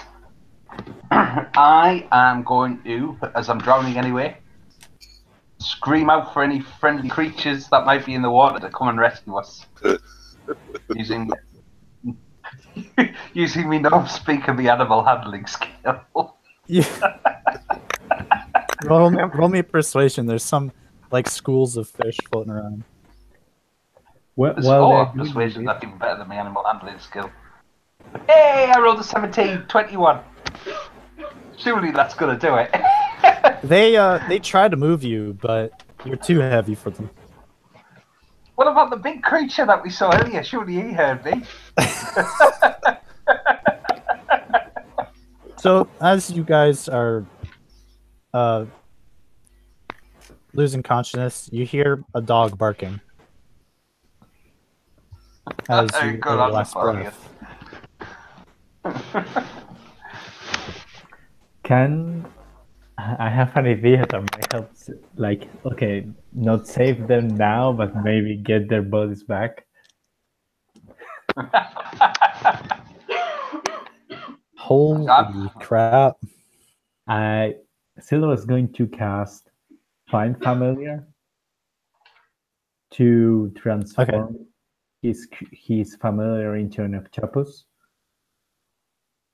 and send the octopus to fetch them.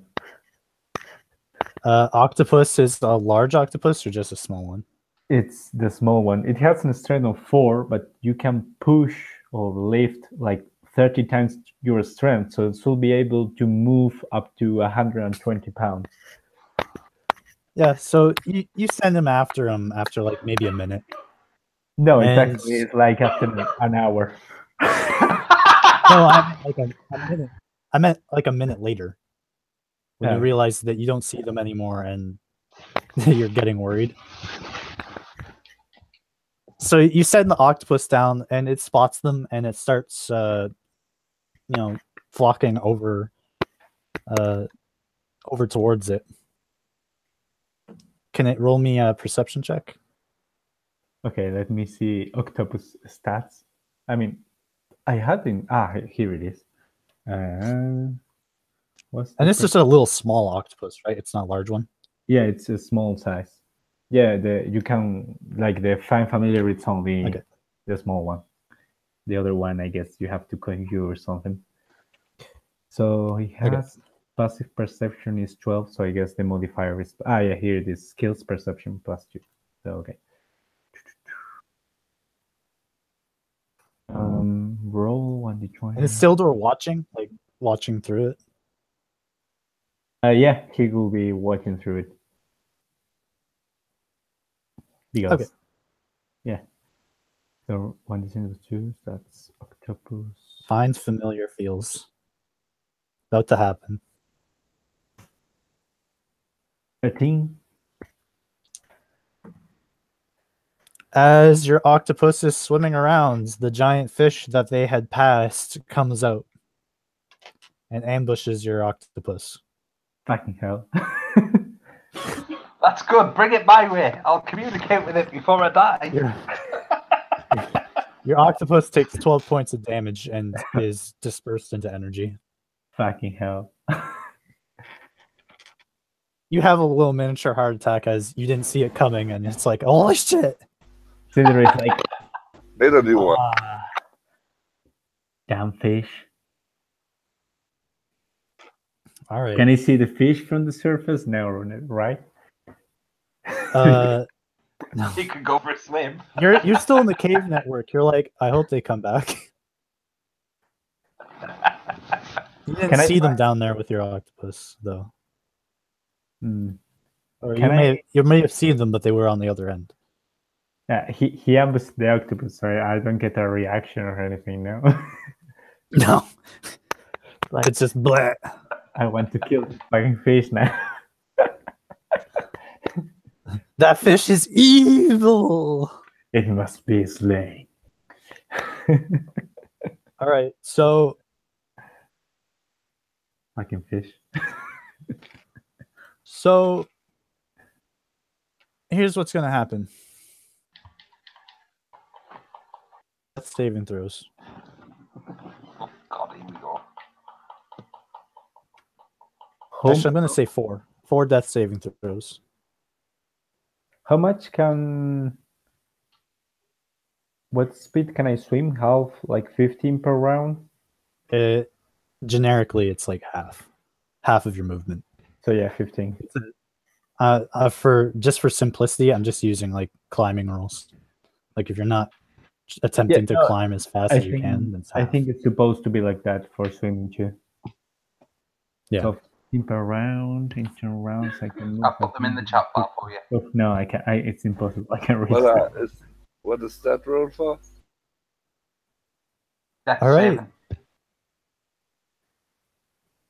So as you're out of all the things that you wake up to find, you see Alvin actually pulling you out of the water. He's not wearing any of his equipment, and he's in his just normal clothes, but he's pulling you out of the water.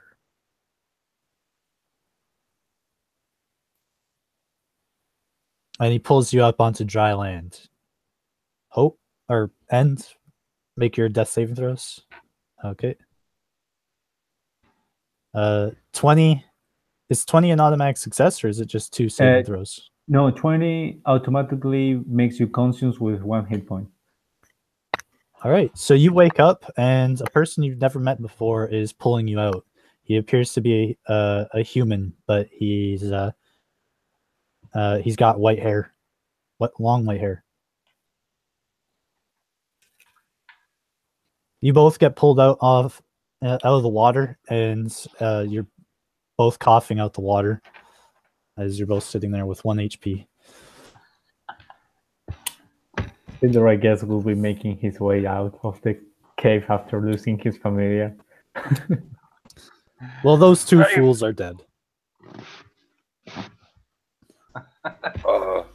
I'd rather say Very well.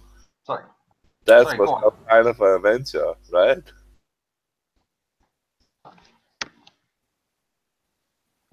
Next time we don't need to swim with our fucking chainmails.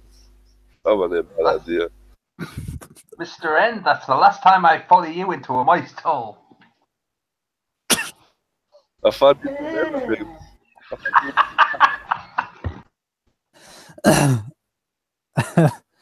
So Alvin, of course, is incredibly exhausted because he rolled really good on his athletics check. Didn't he? Well done, Alvin. Perhaps there's hope for you after all. Glad to hear it, sir. I tell you what, as a treat, take the next 5 minutes off. He says, I'll take it to dry off my clothes and your clothes, sir.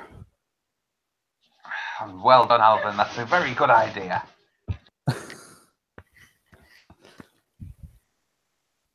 So do you just he spends his 5 minutes removing your armor and clothes, and you're just standing there in all your gnome glory. I'm going to look over at the end and I'm just going to say, now we're jealous of size. God damn it. Okay, so Sildor, you return to the roll entrance how of the far- cave. You need to roll how big it is. It's actually based on strength, but I'm going to ignore that for now. That is not a talk I'm having in this game while we're live. I have this team. Okay, so he's setting up a clothesline, and the other guy that is with you, he's got his armor laying around where the clothesline is, and he's takes off his shirt because he doesn't want to be wet either. My good man, your timing is most fortuitous. Might I ask your name? He says, "Oh, my name's Friar Brightblade." Well Fancy. met. Well met, Mr. Brightblade. Thank you for saving my companion.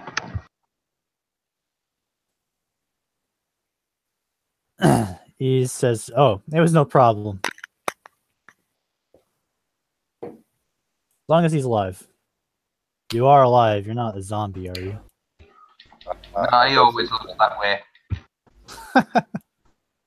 Oh, fuck off.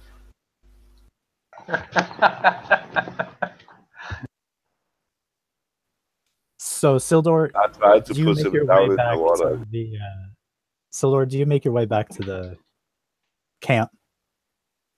Yeah. All right. So, yeah, you make your way back. You climb the rope that you presume Alvin put there for you. Yeah, he unties and pockets it. Yeah, you see Shrub Bob and Ends on the nearby shore. And you see Friar there. Hey, Friar! Shrub Bob is completely naked and Friar has his top off. What are you all doing here? I thought you were down in the water drowning, and Friar is... Oh, nice to see you. What you doing here, sir? You also Why, dear Oh, boy? well, I heard that I needed some Sorry, more go on. potions. My friend said the doc wanted to get some more, and I was looking for you. When I heard you were out here, I said, well, why the hell not? I'll go see if he needs any help. Oh, that's so nice of you. He says, well, I hope so. Napoleon over there is barking at the ocean, and we saw some air bubbles, and we dived in. Barely managed to find them. Good for them, I guess. I already was thinking that they were going to drown there. I sent my familiar, but let's say it got a bit of a problem down there. So That's fine, Mr. Sildor. We found what we were after. And Shrubbob pulls out a little tadpole kind of thing out of his pocket. See how rare this fish is? You are It's naked. You don't have pockets. well, on his out of the clothesline, on his pocket out of the clothesline. Oh, it could have been somewhere else.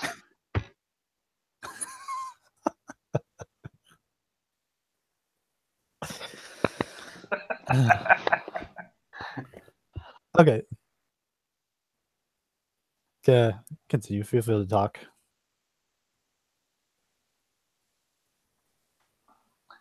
Anyway, Mr. Sildor, did you find anything else expeditious down in that cavern? no, I didn't find anything else. And yeah, as I said, my underwater patrol got, let's say, intercepted by an asshole. Well, you know, shit happens. I shall return and claim vengeance upon that stupid fish. It almost gave me a heart attack. Well, if you want to go for a swim, I know an excellent spot.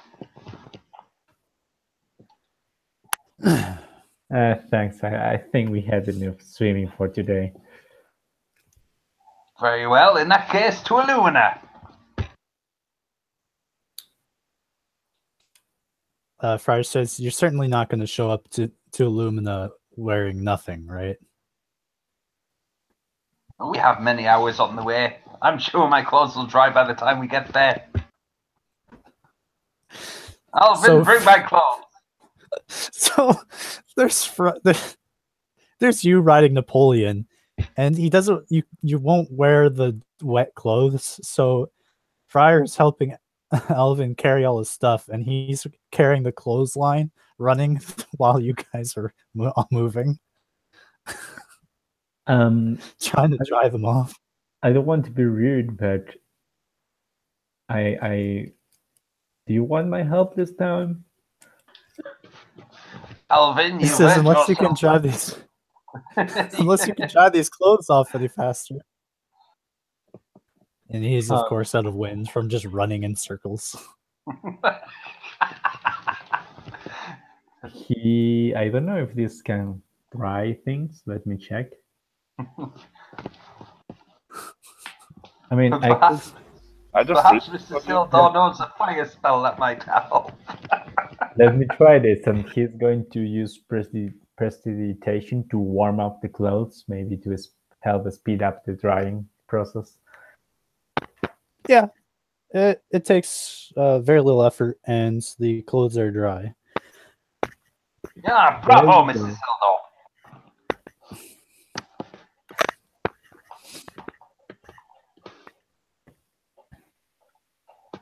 By the way, Napoleon's just kind of sauntering on. I haven't made any effort to get off. So yeah, Alvin tries to clothe you while you're riding him, and he's putting on your armor pieces. Careful, careful. Just let me know if it's too tight, sir. As long as it doesn't pinch, we'll be fine, Alvin. I think I should give him bonus attributes. Jesus. If it helps, I do plan on making Alvin a lot, being a lot nicer to him, shall we say, in future, as time goes on. Not without the character, but still. I'll send you his base stats, and then you can fill in the rest. Yeah, no bother. So, as you meet the group of fishermen on the way back, and when you say, "What do you?" and the leader says, "Oh, well, we were just on our way back to see how you were doing. Is everything okay over there?" Better than okay, dear fellow. We have vanquished your foes. We have saved the weak. All in all, I believe it's been a good day. And we And start the water for dangerous creatures. And they too almost died. Didn't nearly die. I had the water right where I wanted. But we did not die. You stupid. I said almost, almost. That you also almost died. You know, yeah, this is out of context, but I didn't take a single point of damage actually in my HP. Arcane word. The fisherman says, "Well, we brought the reward here. Why don't you, well, take a look at it?" And of course, they show you the 50 gold coins, the 30 days of salted fish, so traveling rations, and 2 kegs of ale. I think I will enjoy eating this fish. I will vanquish any fish. I take my morning star and just smash some of the fish. Die! The fuck. Can we also sell the equipment we got from the goblins? And Yeah. stuff? So once they hand over what their reward, you leave Happy past fishing. them. Try to aim for a big fish. We hope so. That sinkhole. If you find it, bring it to me. And yep, you return to Illumina and you sell the items. And of course, you can sell them for the half price that is in the player's handbook. I'm busy on a mission though, so And we can do any rolls that we need to do on there. Is there anything you guys want to do Well, while we're still recording? Silver will identify the magic stick he found. He took from the thing. The Etten was carrying a staff of defense. Oh shit! This is actually the thing I plan to craft like later on, because it's like, ooh, this is like really. I remembered it from my first adventure, and it was like, this is really fitting for an observer. Well, I guess this saved me some time. It gives you +1. It gives you +1 to a armor class while wearing it. Yeah, and you carrying can use charges for mage armor and seal, I think, if you have them learned. You can cast mage armor and shield while using it. Has up to 10 charges. And it recovers 1d6 +1 charges every Day. time at dawn. And when it runs out charges, it shatters. Okay. Great. Yep. So anything you guys want to say or do? No, I don't think so. Well, There's the only magic item that was there, right? yeah, that was the only one. Do me and Gnome get more of her turn speed now? Can you repeat that? Do the Gnome and me get more swim speed now? No. I mean, you have a pretty decent swim speed as long as it's downwards. Well, downwards and side to side. You can walk along the surface. of water fairly slowly, but it's better than swimming upwards, which won't really do much.